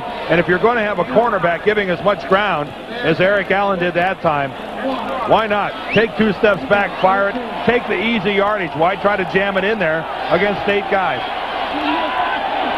2nd and 1. Chicago at the 13. There's the 46 again. And they give it to Anderson for a 1st and goal to the 7-yard line on a drive that began back at the 14-yard line. Brad Mustard throwing the block to Stringham. Hey, the Bears came out of this half. They were staggering around a little bit. The Eagles put together some semblance of drive, and then all of a sudden the Bears, taking over inside their own 15, have put together a beauty. Here comes Anderson, over 1,000 yards last year when he had his first shot at replacing the legendary Walter Payton. He can do it all, too. He can go out on the flank for you, come out of the backfield and catch the ball, and one of the fine runners in the game today. 4 minutes to go, 3rd quarter. Chicago up by 10. On 1st and goal, big hole for Anderson. He takes it to the 2.5. Stopped there by Al Harris. 2nd and goal. Well, this is just an excellent example of how Colbert, Bortz, Hilgenberg, Thayer, and Van Horn are now taking control of the ball game. The Bear offensive line is dominating the line of scrimmage. Take a look at this work up close. Hilgenberg moving to his left. Bortz coming on the trap. I mean, those are huge holes. Jimbo Colbert coming in there, finishing off a block. Slam bam football coming right at you down at the goal line. 2nd and goal from the 2.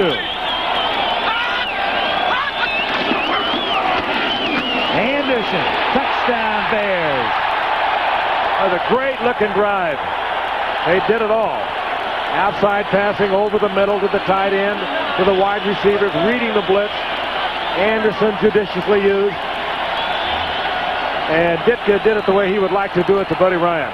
You're the defensive genius, he's saying to himself.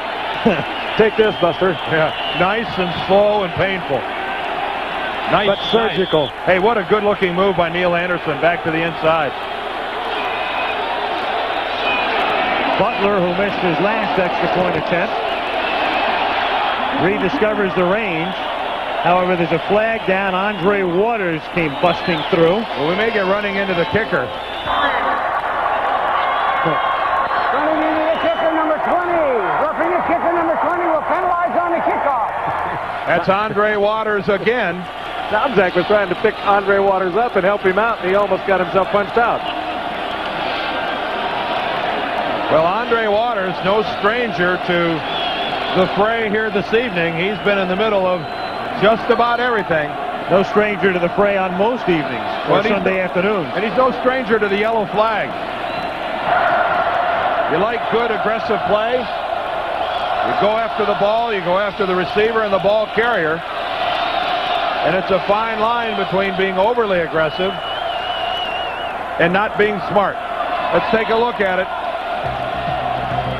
Coming in from the right side, there's Andre Waters. And, you know, he just laid out for the ball. You can't blame a guy for that. Butler fell on him.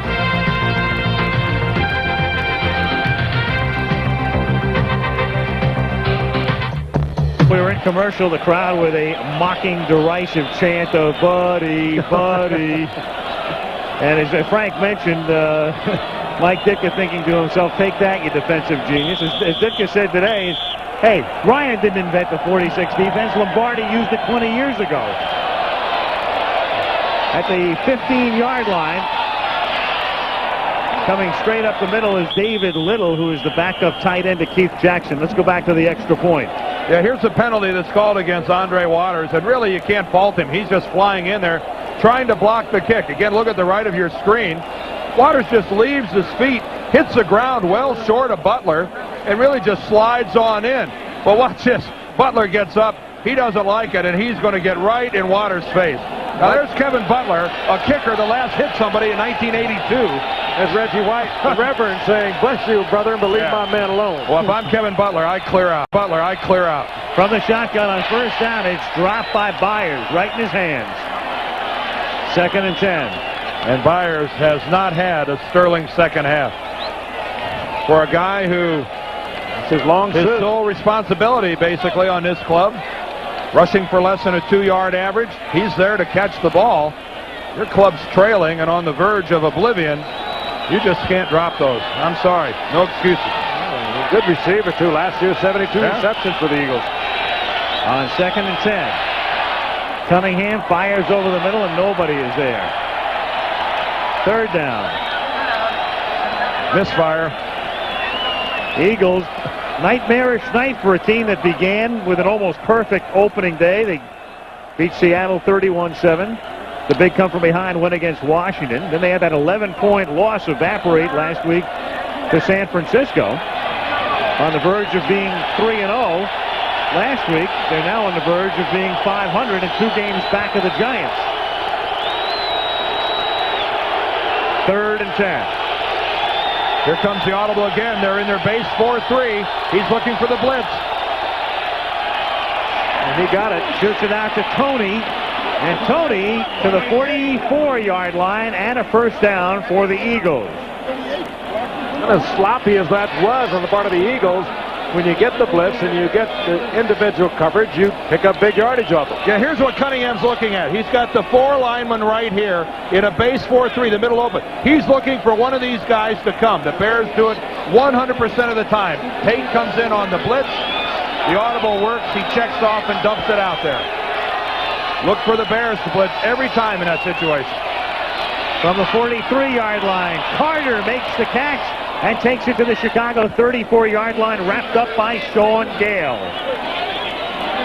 So the Eagles mounting this drive, and they'll do it without a huddle here with 2:35 to play, 3rd quarter, and Philadelphia trailing by 17. On first down, the catch is made by Carter, and he takes it to the 24. Appears to be just short of the first. Stopped by Rivera. And if I'm the Eagles, I don't huddle up. I keep going with it, and the Eagles are going to go back to the huddle. Boy, I'd have stayed with it. That gives the Bears a chance to change their personnel. Yeah, I'd have stayed with that.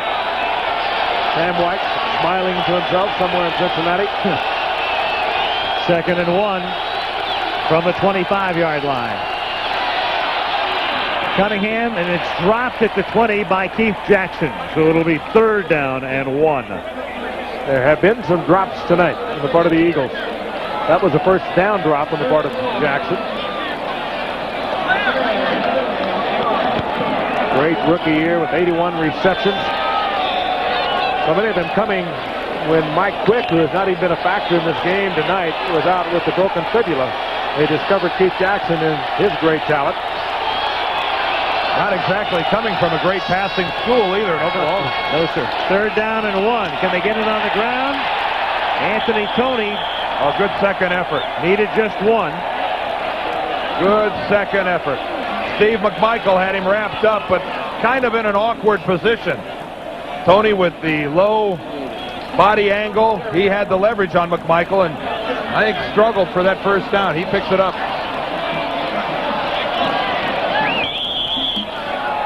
24-yard line, 1st and 10, Philadelphia. Watch Tony again. Now, he missed last week's game with a twisted knee. And he's hit right there. It spins loose. A little bit of drive and just enough to get the first down. A minute and a half remaining in the 3rd quarter. And Cunningham is sacked at the 28-yard line by Roper. Ball is loose. Richard Dent came out of it with the football. Jackson was covered by Singletary. Cunningham wanted to go to Jackson, had to pull it down, and Richard Dent got his hands on the football. No signal yet. John Roper, number 55, is the bear that hit Cunningham and forces the fumble. Steve McMichael's coming at him from one direction. Oh, I think that's Pat Haggerty we hear saying, I called him down. There's McMichael. There's Roper. Oh, that left knee is very close to being down. They're calling him down. No fumble. No fumble. The guy in the white hat is Pat Haggerty. Pat doesn't realize his mic is open as well right now. Watch the left knee. Now the ball comes out. The ball comes out, but keep in mind, if Pat Haggerty wanted to call grasp and control beforehand, the play's over. The play's over. On second and long, the pass is tipped by Stinson. And it will be third down and 15. Just so there's no confusion on that last play, Pat Haggerty rules that he was in the grasp and control. The play was well over before the ball pops out. Not subject to replay or anything else because of the fact he whistles the play dead. Meanwhile, there's another one that could have been picked off. You saw Stinson, who had an opportunity to pick that one off. And a third and long situation now for the Eagles. Third and 15 from the Chicago 28-yard line. Cunningham over the middle for Jackson, who juggles, and it's picked off at the 2-yard line by Sean Gale. Well, this is one of the worst nights for receivers that I have ever seen. I mean, that is absolutely a perfect pass, and I think we're going to see a textbook example, Frank, of a receiver turning his head to run with a football before he looks the ball all the way into his hand. Keith Jackson, watch how he's going to turn his head away before he looks the ball and clutches it. Wide open, Cunningham right in there. Jackson, look at him turn. Look at him turn. For the goal line. Oh. And did Gale get it or trap it? Well, we had a drop. Let's see if we have an interception. Sean Gale, number 23. Doesn't have control. Oh, no way. No way. Now they're going to look at it. I think they're going to take this away. That's going to be an incomplete pass, and that'll bring up 4th and 15 for the Eagles. That's an incomplete pass. Boy, that last angle, guys, perfect. They have no choice. Good-looking angle, guys. And they will reverse it. Never ever had control of it, as you can see. Now here comes Sean Gale. He never has control of it. No. Yeah. Craig Janoff, our director. Kenny Wolf, our producer. Nice look. Nice look. Nice look.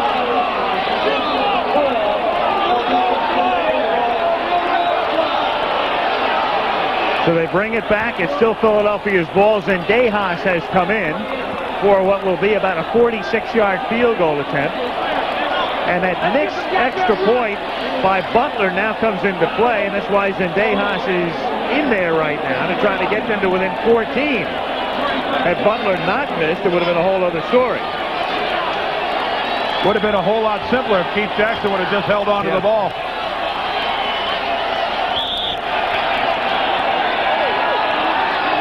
Celtic to hold. Zendejas who booted one from 47. This one has plenty of distance, but is wide. Another high snap, and this time Zendejas misses it. David Alexander, the snapper. And so the Eagles get a reversal, but don't capitalize. Chicago still leads by 17. In the history of Monday Night Football at halftime, and those of you voting, Pittsburgh returns are coming in. You know, I like LT a lot, but you know he wasn't even blocked on that sack. Makes it even easier, doesn't it? Much more impressive. And look at that. In some the lights ways, on that building designating the logo of the Cubs. As you look at it from the Goodyear Blimp Enterprise. Still no UFOs. Nope, not yet. The Eagle receivers are acting like that's what the football is. Yeah. Alien to all of them. Thomas Sanders in the game as the running back in this set, and it's Sanders carrying for a gain of 2 out to the 30-yard line. The Eagle receivers are acting like they're uncatchable flying objects tonight. The Cunningham stats look horrendous, but if you've been watching the game, they could look a whole lot better. And there's a guy who just hasn't been a part of the action tonight for the most part. Mike Quick. You got to wonder why. Keith Jackson's been a part of the action. Mike Quick, one of the most dangerous receivers in the NFL, really hasn't been much of a factor here tonight. 2nd and 8 from the 30-yard line. Tomczak to the far side. Boso makes the catch and is taken down by Izell Jenkins, and he is hurt. Tomczak put that ball up high, and as Boso went up for it, he took a tremendous shot right in the small of the back. Jenkins puts the shoulder pad right into the back of Cap Boso. And that's exactly what it is, Frank. The quarterback, Mike Tomczak, just hung that ball out high. You don't think this hurts? Right in the small of the back. And the period ends on that play. We'll return after this from our ABC station. He's fine. I think the way he acted, he had the wind knocked out of him, and he appears to be perfectly all right.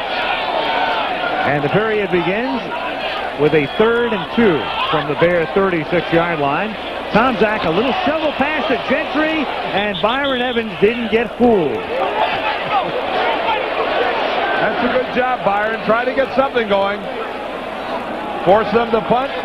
The Eagles, a team that generally play with a lot of enthusiasm, not showing much here, especially in the second half, and maybe that's the kind of spark they need. Tom Landry would be proud of this one. Shovel pass up the middle. And Dennis Gentry says, thanks a lot.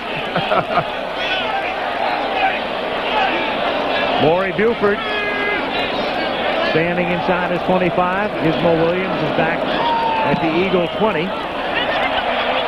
Good kick. Williams at the 10. Out of bounds at the 17.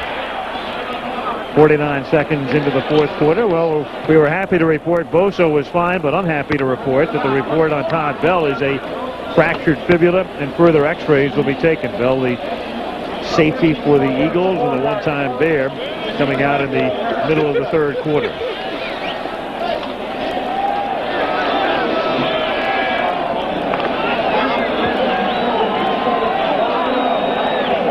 The Eagles at the 18-yard line.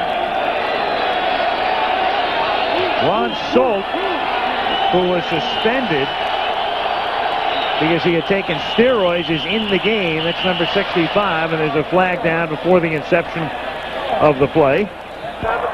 Pat Haggerty. Ball start, offense. There is Solt. Couldn't come to terms with Indianapolis. The Eagles traded for him. High salaried offensive lineman. Looked like that might have been a late snap by the center, as all the offensive linemen got in their pass protection, and the center was still over the ball. You know, if he holds it, everybody else is offside. They look bad, but he'll get it tomorrow. 1st and 15, and this time Jackson makes the catch, and a 1st down. Good catch by Keith Jackson. Feast or famine for this guy. That was a grade A catch by Keith Jackson. Boy, that was nice. Well-timed leap, reaching over. Keep in mind, he's 6'2" and 250 pounds, and he is playing in a wide receiver position. Now, watch this. Well, he's also working against Lemuel Stinson, who's only 5'9". Yeah, I mean, real mismatch. 1st and 10 from the 33-yard line, and the catch is made by Jackson again for a 1st down. Sean Gale with the coverage. So Jackson making amends on this drive. And I think the Eagles are being very wise going without a huddle. Which they do here from the 43-yard line, and it's knocked down at the line of scrimmage. 2nd and 10. See Dan Hampton still in there, 20-3. We're in the 4th quarter. There was a lot of concern, if you were not with us earlier, whether Dan Hampton would hold up, didn't practice all week, had his 8th surgical knee this past off season, and had filled up with fluid after the Detroit game last week. And they didn't know whether he was going to be able to go tonight, but he's still in there late in the game. That was the left hand of Richard Dent, though, that knocked that ball away. 2nd and 10. Down the sidelines, but the pass out of the range of Jimmy Giles. It'll be 3rd down. And they work on Jackson, outfitting with a new shirt. You know, for reasons I can't really figure out, Dan Hampton's got the bad knees. The Bears have a lead, and yet it's Steve McMichael who's really sitting out most of the game. McMichael has been sitting on the sidelines, and I don't know what the explanation is. 3rd and 10, and the catch is made by Carter, and Lynch runs him down out of bounds inside the 35-yard line. Boy, and there's an aggressive offensive receiver. Chris Carter came very close to getting a personal foul. Check it out at the end of this play. Sean Gale is down there, and is that Gale that takes a shot in the head? Watch Chris Carter with his left hand right here. Ooh, and he takes a little stab at Sean Gale. 27-yard gain, 1st and 10, Philadelphia at the 30. Cunningham up the middle. And run down at the 22-yard line by Vesti Jackson. Gain of 8, 13-18 remaining in the 4th quarter. Again, the Eagles marching. Their last drive coming up short when Jackson dropped the pass inside the 5. But they're moving again on the Bear defense at the 21-yard line. It's 2nd down and 1. Well, now Steve McMichael checks back into the game for the Bears, but it's William Perry who comes out. Dan Hampton staying in. Anthony Toney picks up the 1st down as he's driven back by Mike Singletary. Forward progress to about the 17-yard line.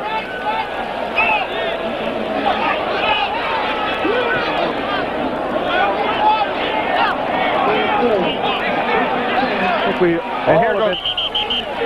There's the no huddle. And here go the Eagles without that huddle. They have been most effective moving the ball with no huddle. From the 17-yard line, Cunningham throwing.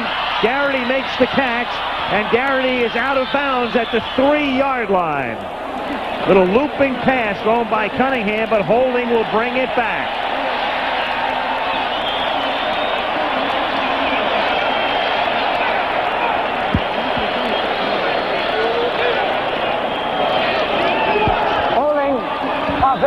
Number 72. David Alexander, the center. Well, the Bears doing a lot of substituting inside.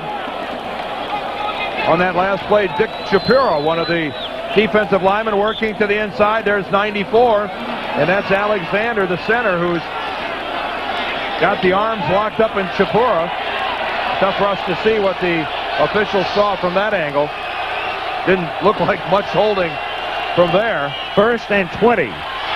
Little screen pass to Byers, and he gets knocked down at the 24-yard line. Tackle made by Sean Gale. And if you're an Eagles fan and you're wondering where Mike Quick is, we have to wonder along with you. We've heard nothing as to why he might not be in the game tonight, but he has not been in there the past couple of series. Greg Garrity, who replaced him last year when he was injured, has been seeing most of the action. And still no Mike Quick, their talented all-pro wide receiver. 2nd and 17. Cunningham going for Garrity, who comes back to make the catch for the touchdown. I guess that's why. Vesti Jackson on the coverage, and a good pass laid up there, but the receiver on that pass will always have the advantage when you're in 1-to-1. And now we do get a report that Quick has suffered a bruised knee, and Garrity, his replacement, getting himself tied up with Jackson 1-for-1. Cunningham lays it up, and Garrity goes up and comes down with an Eagles touchdown. First for the Eagles tonight, Zendejas for the extra point attempt. And again, the snap was a bit errant. Telchik gets it down. There's a flag down. The kick was good. but there's a marker down with 12:06 remaining. To this point in time, David Alexander, look at him stand there with his hands on his helmet. He's having a night that he'd just as soon forget. Holding 83 offense. He'll get another chance to snap one. There is Alexander, who's had now 3 consecutive high snaps. The holding penalty didn't hurt the Eagles as they get the touchdown anyway. Penalty on Jimmy Giles. And this now means the extra point attempt will come from about the 20-yard line, or the equivalent of a 30-yard field goal. And a critical extra point because they need this to make it a 10-point deficit. Very. A touchdown and a field goal would tie if they convert here.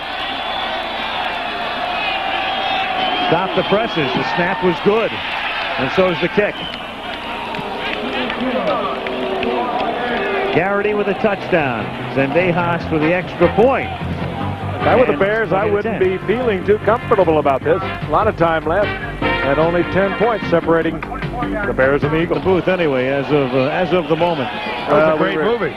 We were advised that we needed the proper vibes throughout the entire country, and the circulation of that little rag probably doesn't cover too much of the country. No UFOs. Frankly, we could use a little spurt right about now. we could use a little pop. The Eagles got a touchdown. Randall Cunningham, and if I was the Eagles, I would dispense with the huddle for the balance of this ball game. They have moved it extremely effectively by no huddle offense, but right now their defense has to hold the Bears to give them a chance. Zendejas puts a ground ball that's picked up at the 14-yard line by Mark Green, the rookie out of Notre Dame, and he's out of bounds at about the 35-yard line. Boy, that was an ugly kick. Meanwhile, Zendejas gets trampled. 1 week from tonight, the Meadowlands will be the site. The Los Angeles Raiders will always seem to rise to the occasion on Monday night against the New York Jets. Got the best record on Monday night. The Los Angeles above the Raiders is on there in Velcro, right. So we could peel that off and put it. Pick a city. Erasable ink. From the 35-yard line, Tomzak hits Suey for a gain of 6. It was Suey who caught a touchdown pass in the first half. Andre Waters covering on the play. And Waters, eschewing the conventional tackling technique, goes flying in there more with a downfield block than a tackle.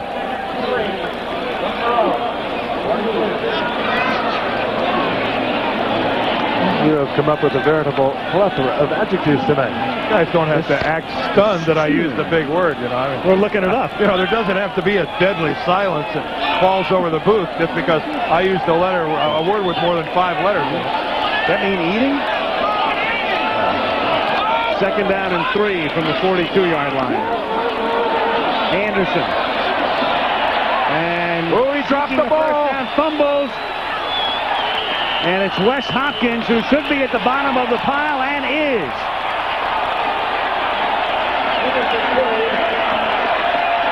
Only the Bears' second fumble of the young season. And this is again difficult to see with a big crowd of people.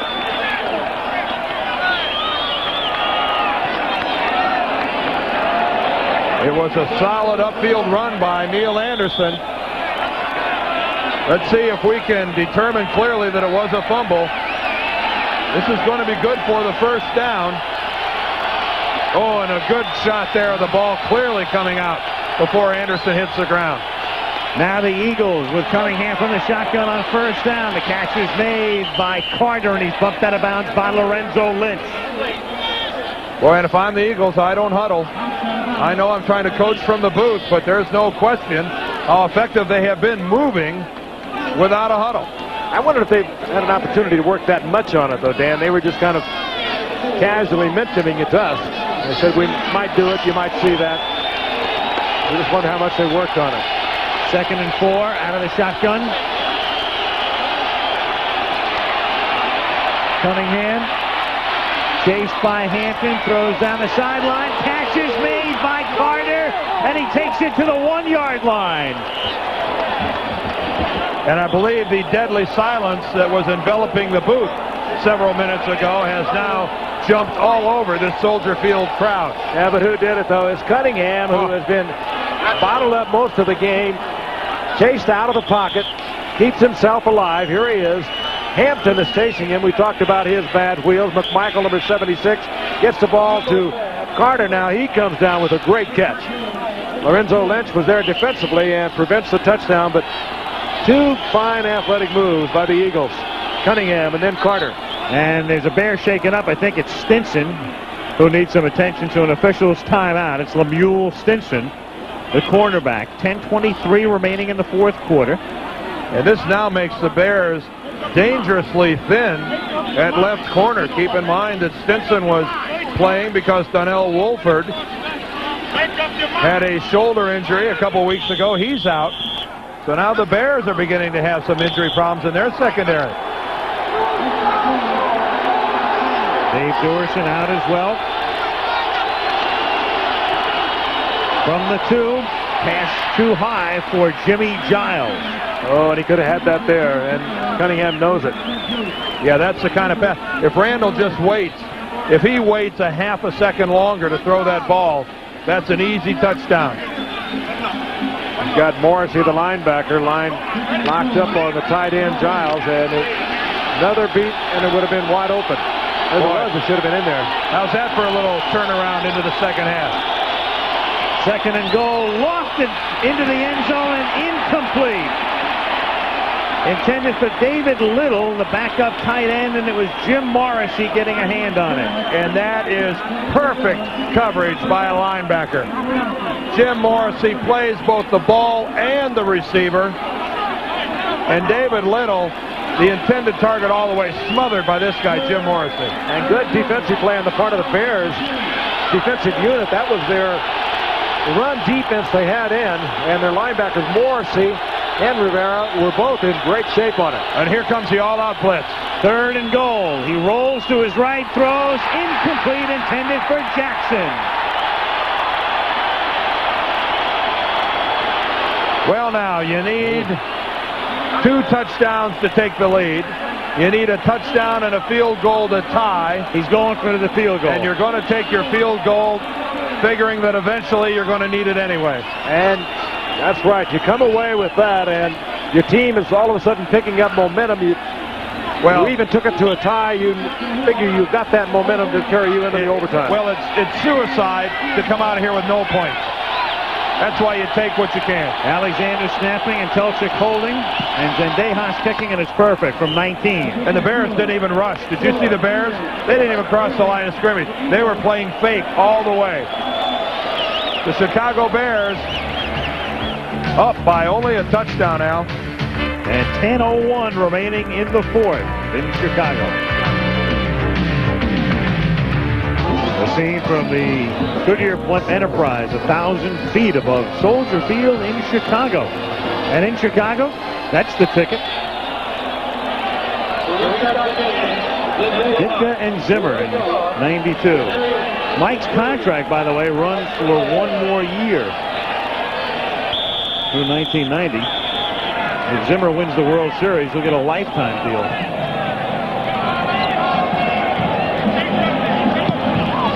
Zendejas.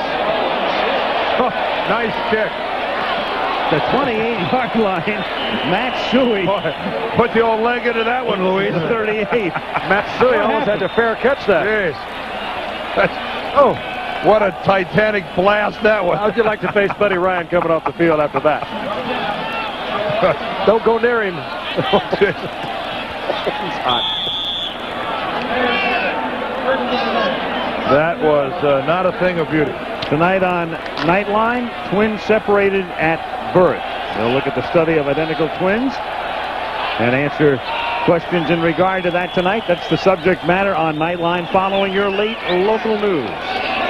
From the 37-yard line, Mike Tomczak hands the ball to Anderson. And this is where the Bears are going to need that running game that led the league through 3 weeks to come back in full force. A fumble by Anderson a while ago. It was only the second I mentioned of the Bears all season long. In the first game against Cincinnati, Brad Muster in, well, not a similar situation, but something close to it, fumbled late in the game, and As the Bears defense has saved that one. 2nd and 1 at the 46-yard line. And Anderson picks up the first down as he takes the ball to the 50-yard line. So Chicago will have it at midfield with 9 minutes to play in the 4th quarter. Evans in on the tackle.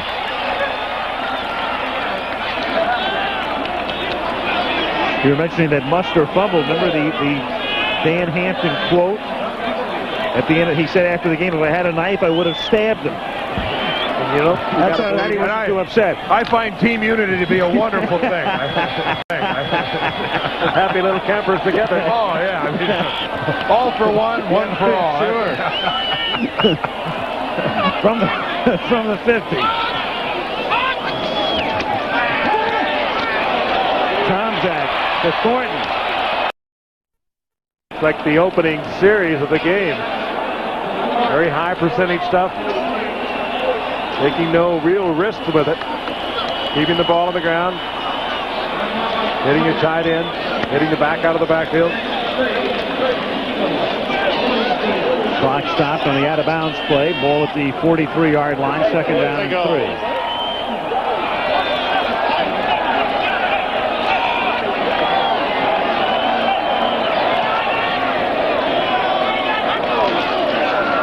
Toss to Anderson, who cuts it back and can only get to the 42-yard line. That's going to set up a 3rd and a long 2. Byron Evans, 3rd year out of the University of Arizona, makes the tackle. Clock running, 8:10 to play. I guess this is a situation where the Eagles now have to decide, are we going to gamble? Do we come with a run blitz? Do we come with a pass blitz? Do we sit back and try to play this one straight? But they have got to somehow wrest the ball away from the Bears. 3rd and a short 3 from the 43-yard line.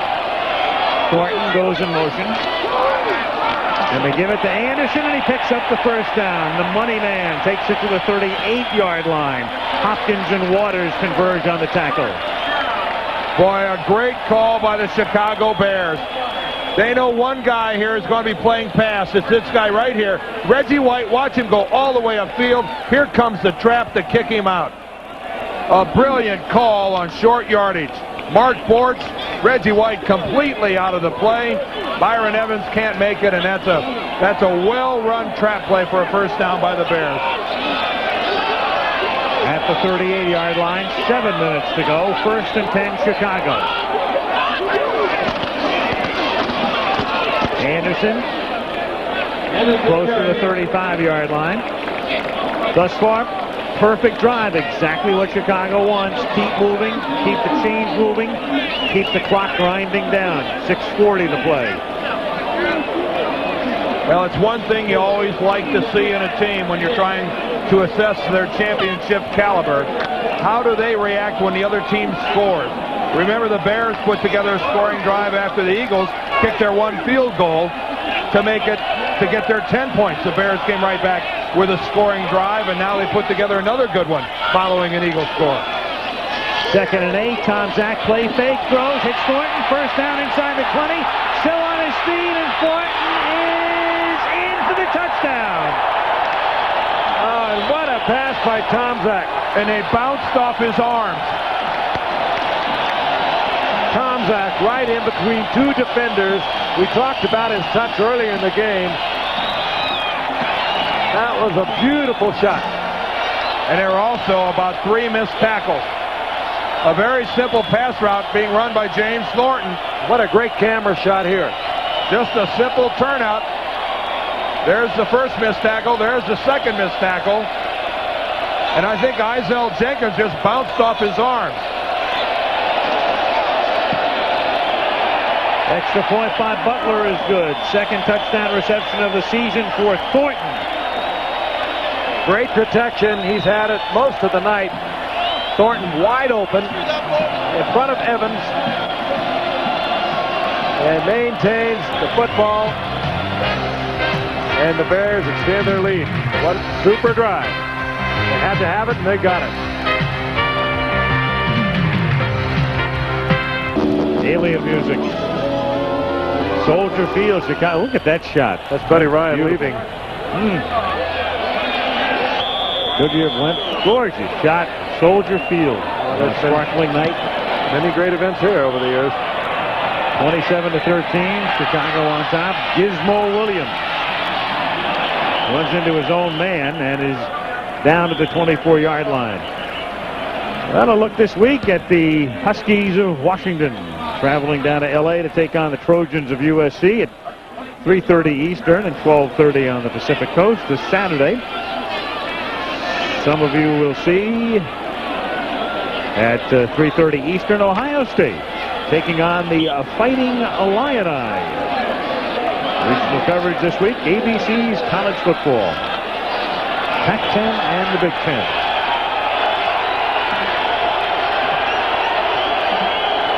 ...24-yard line, 1st and 10.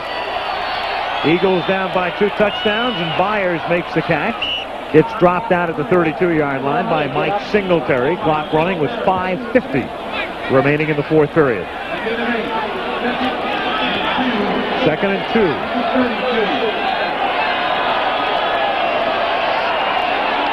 Cunningham throwing underneath to Byers. He's trying to get out of bounds to stop the clock, and he does, and has the first down at the 37-yard line. Run out by Maurice Douglas. And this is one-on-one right now. This is Randall Cunningham against Mike Singletary. When the Eagles go to their no-huddle offense, this guy right here is in charge of calling the Bears defense. Randall will call the Eagle offense by himself, and a little game of chess between these two. And even with it going out of bounds, if I'm the Eagles, I would have gone right to the line of scrimmage. From the 37-yard line for Garrity. Reaches up to make the catch at the 32-yard line. Vesty Jackson with a coverage. That's twice now. Garrity has done a number on Vesty Jackson. Gave him a little look to the inside and just totally riveted Jackson. And Randall Cunningham right on target. Jackson just now getting back into the play, but a good move by Garrity. From the 32, a one-handed grab by Cunningham. A deflected pass, intercepted, and then fumbled at the 40-yard line. A loose ball. That's John Roper that had it. And it's the Eagles. Dan Hampton deflected it. John Roper caught it. Roper ran with it. Roper fumbled it. And now it's a question of, did Roper have possession? I guess that's the one thing we want to ascertain. Let's take a look at it. Now there's Dan Hampton. Second pass tonight, he's blocked. There's Roper, 55. Well, he's clearly got the ball. He's stripped of the ball. And here we go. Giles. With Jimmy Giles coming in. Wow. And after all that, it's 1st and 10. Philadelphia at the 41-yard line. Well, John Roper officially gets credited with an INT. Byers runs out of bounds just short of the first down at the 31-yard line. They're nearly out of the ballpark. Well, Mike Ditka saying, hit that guy harder. Hit that guy harder. I think the coffee might be wearing off just a little bit. Yeah. Oh, he was wired before this game. He was the original Mr. Coffee this morning. Yes, he was.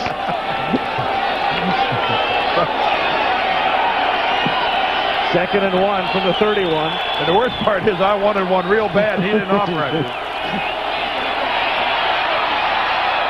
Cunningham, incomplete. Lorenzo Lynch with the coverage on the play. He had Chris Carter blanketed. It'll be 3rd and 1. He's not afraid to throw it into coverage, is he, Frank? Randall Cunningham, when the mood strikes him, will throw the ball just about anywhere. That's the confidence that is born of having a tremendous arm. There's a whole different choreography for his game than any other quarterback. 54 passes. And with their non-existent running game, it's not going to be the last time this season they'll throw 54 passes.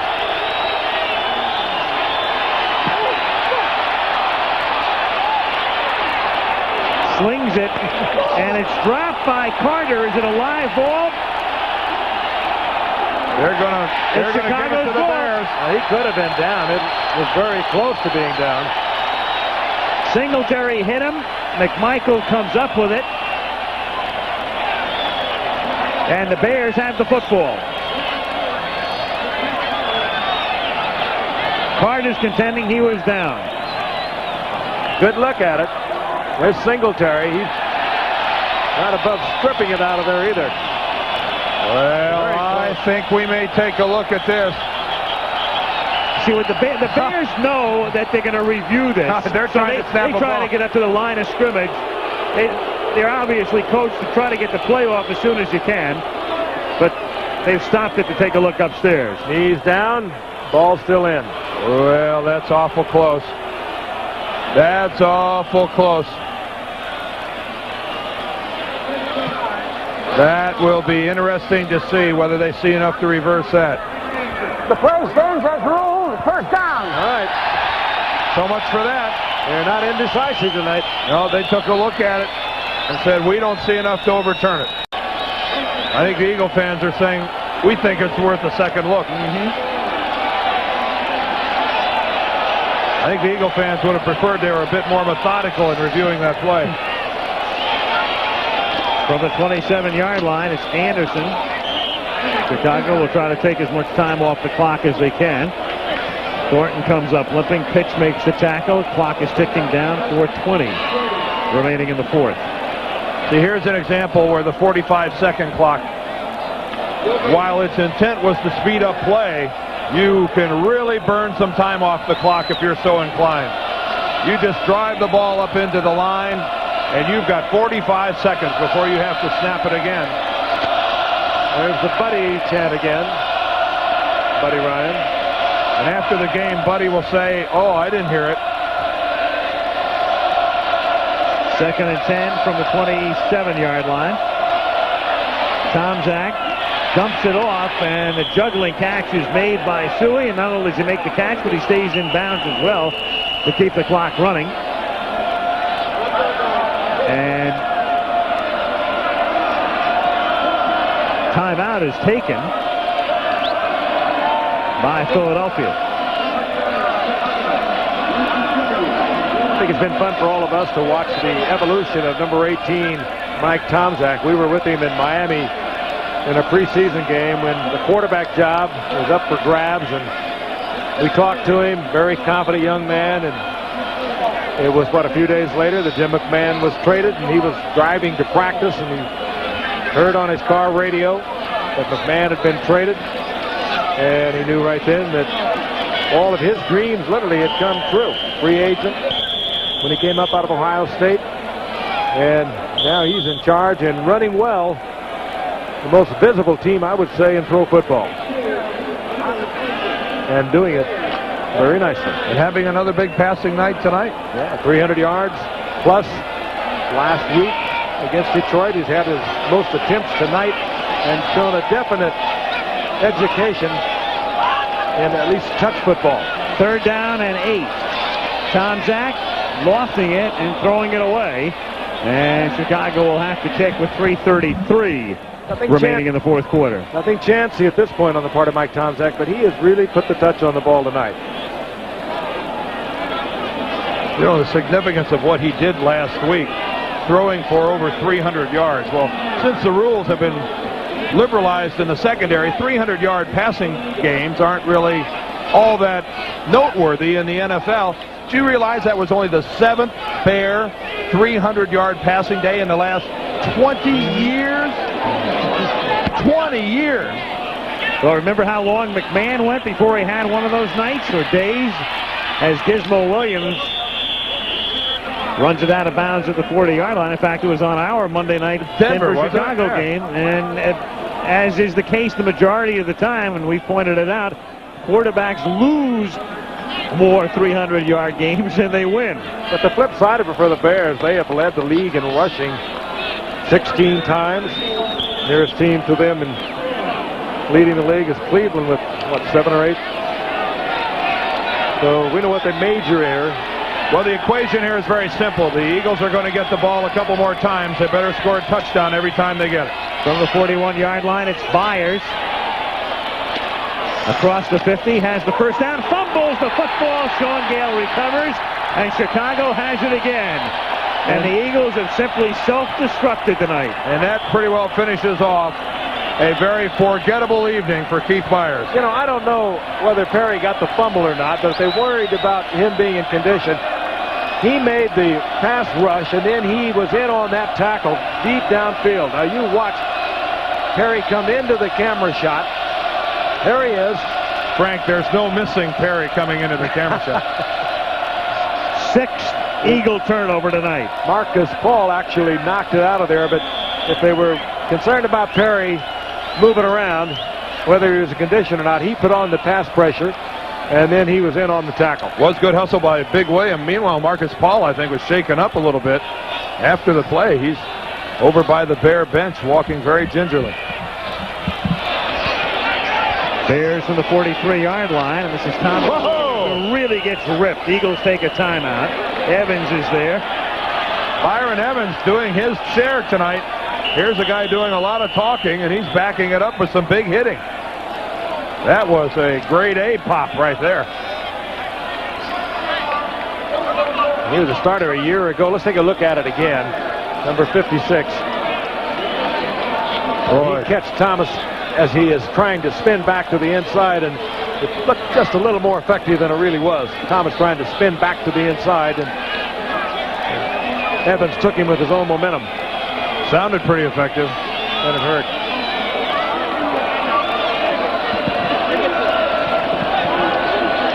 With a look at Chicago, Soldier Field in the foreground, the spectacular skyline. You could be seeing a lot of it out. Well, World Series will begin on 14th of October here on ABC. It will begin in either Toronto or Oakland, and the National League City, either Chicago or San Francisco, hosts the middle three games.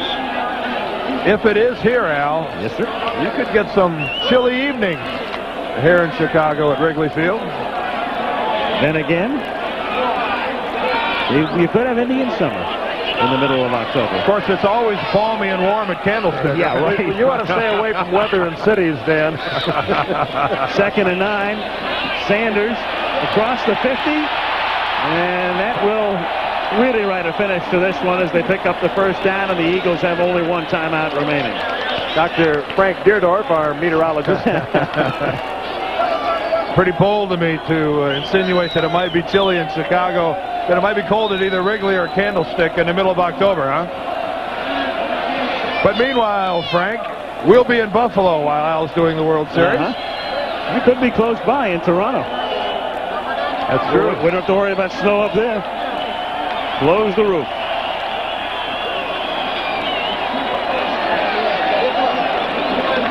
A lot of emotion spent here tonight. The Eagles coming in knowing full well that Buddy Ryan wanted this game so desperately.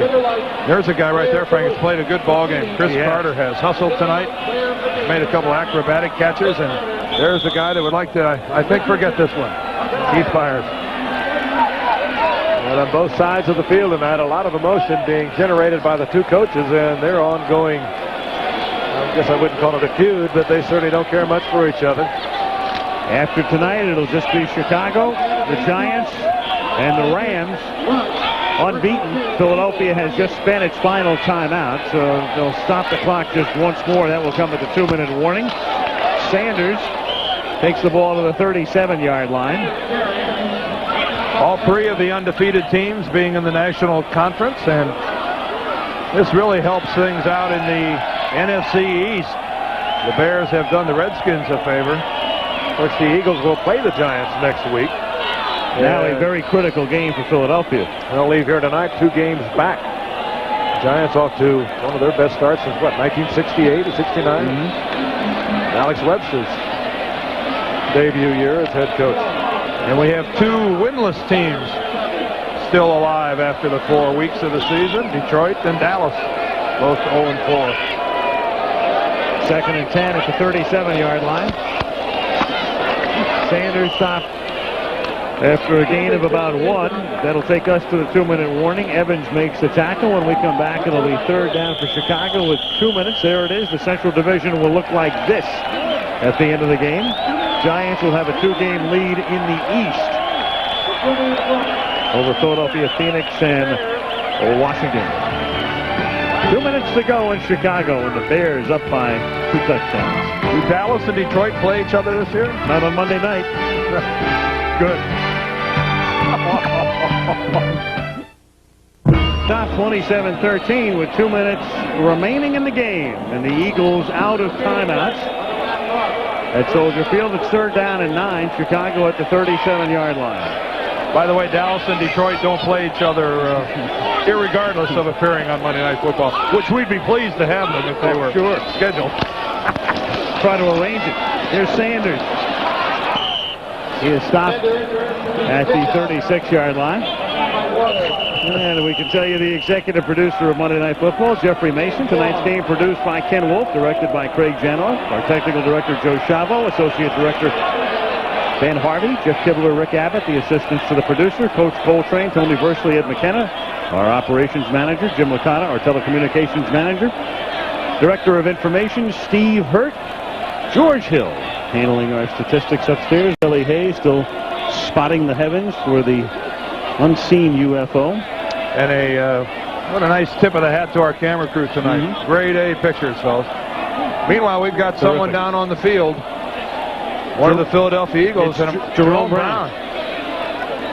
Jerome Brown, Al, a player who has really begun to climb onto the level that a lot of people thought that he would, being the #1 draft choice out of Miami. Has really started to play super football for the Eagles. Had a tremendous game last week against the 49ers, but Al, still going to be long remembered for, I guess, leading the revolt when he was a senior at Miami when they walked out on Penn State at the Orange Bowl. Well, that was a wild night. That was at the Fiesta Bowl, a joint banquet.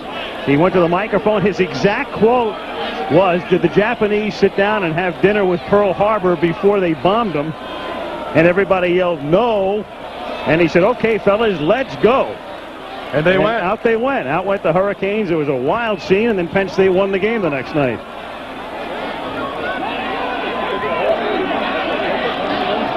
He didn't want anyone helping him off the field. And the winner of our halftime poll, where we allow you to vote for the key plays that we've known over Monday Night Football tonight. The best sack, that goes to Lawrence Taylor of the Giants, who trails only Reggie White of the last 5 years in sacks. Reggie coming into tonight with 72, but he had a couple tonight. Mark Gastineau there with less than a stellar performance, gathering only 5% of the votes. Mark, of course, in training for something. Is he going to fight? Is he still up there training? He's going to fight the winner of the Cooney Holmes,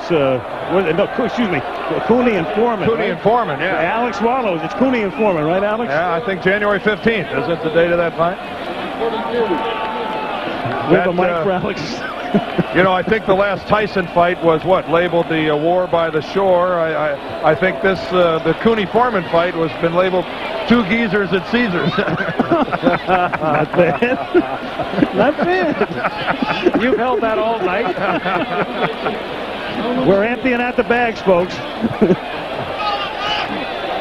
Anyway, Mark Gastineau is in training. He is going to attempt a boxing career. He's going to go after the crown vacated when Tony Mandarich signed with the Packers. Here's Buford. And that one will die inside the 5-yard line, but there's a flag down back at the 42.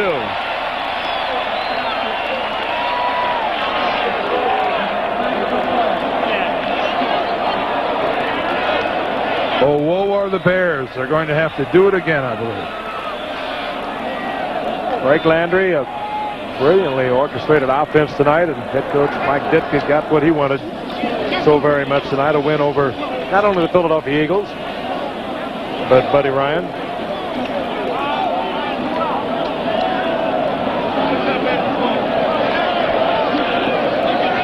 About the first huddle we've had tonight. Pat Haggerty's crew. Ready to formation, offense. The Eagles came out of last week's game with the 49ers really talking among themselves that we suffered a letdown, that we really are a better team than the 49ers. Mike. Mike just had some more coffee. Minute 9 left in the ball game, Mike. You're up by 2 touchdowns here. Mike. This is not good, Mike. Chill out. Mellow out, Mike. How to recover from a heart attack. Oh, boy. Anyway, the Eagles were talking about how they were better than the 49ers, and this was another test for them today. And I think the Eagles, while there's no question that they are an up-and-coming team, can they rightly say that they're on the same level with teams like the 49ers and the Chicago Bears? And looks like we've got a little pushy-shovey going on back about the 45. I mean, it's really I think the jury's still out on the Eagles as to where they are and to whether they are on that upper tier of teams in the National Football League. Well, they won one against Washington they shouldn't have won. They lost one perhaps they shouldn't have lost against the 49ers, but in doing so, they also gave up over 700 yards to those two ball clubs. They came into the night after 3 games, 25th against the pass, 11th against the rush, and this is a team noted for their defense. Well, the Eagles are a ways away with the way they play the pass. They've got to tighten things up in their secondary before they're going to make it upstairs. Catch is made by Gizmo Williams. He takes it to the 19-yard line. Whoa, Perry at 340. Williams weighs about 180 and is 5'6". Biggest appliance on the field on the smallest player out there. Well, Buddy's line about Gizmo was he's not small, he's short. Well, he's now smaller and shorter. And flatter. Gizmo again. Lynch and Morrissey in on the tackle. And this one winds down with Chicago on top, 27-13. What did he also say about him? He's 6'5" on a quarter-inch scale. Cunningham throws it away. Ed McCaskey, chairman of the board of the Chicago Bears, watching his team on its way to another victory. And again, the Chicago Bears amazingly have not been out of first place since 1983. They've either been in the lead or tied for the lead every week. And I think if we want to talk about one person tonight that might have been symbolic of the Bears' effort, there he is right there, Dan Hampton. I did not think he was going to be able to play today. This guy has been hobbled all week with a bad knee, and yet he comes out and he plays. He plays the entire ball game. And that is why the Bears are the football team that they are, because he's reflective of their work ethic. And it is one heck of a work ethic. And tomorrow he goes up to have those knees examined in East Lansing. And again, the organization that has 10 first-round draft picks out on their roster. And Ken Cunningham, meanwhile, has put the ball up 60 times tonight. And look at Hampton limp as he tries to walk down the sideline. We've had 98 passes in the game, and we have a chance for 100 with 14 seconds remaining. And this will set a new Eagle record, the 61st pass of the night. That'll set one for height. Intended for Williams, and the wind holds it up as well, and Lynch knocks it down. And that breaks a record set in 1940 by Davey O'Brien. Most passes attempted in a game by an Eagle. That pass looked like one of Zendejas' kickoffs, only it was about 20 yards longer. Careened up the Enterprise. So these two will get together and have a little cocktail after the game tonight. Chew the fat. There it is. Hardly. The numbers, 99 passes in the game. There have only been 4 games in the history of the NFL that have seen 100 passes. And this will become game number 5 right here. Your 100th pass of the night is caught, and Garrity will be the answer to a trivia question as he's knocked down at the 42-yard line, and that'll do it. That's as close as those guys will come. A split screen on your television set. There'll be another day, Buddy says. And Mike has beaten Buddy for the 4th time. He's 4-0 with them, and again, the Eagles are 0 forever in Chicago. They are now 0-13 in the Windy City. Bears lead by 2 in the Central. Eagles trail the Giants by 2 in the East as Chicago wins it 27-13. Al Michaels, Frank Gifford, Dan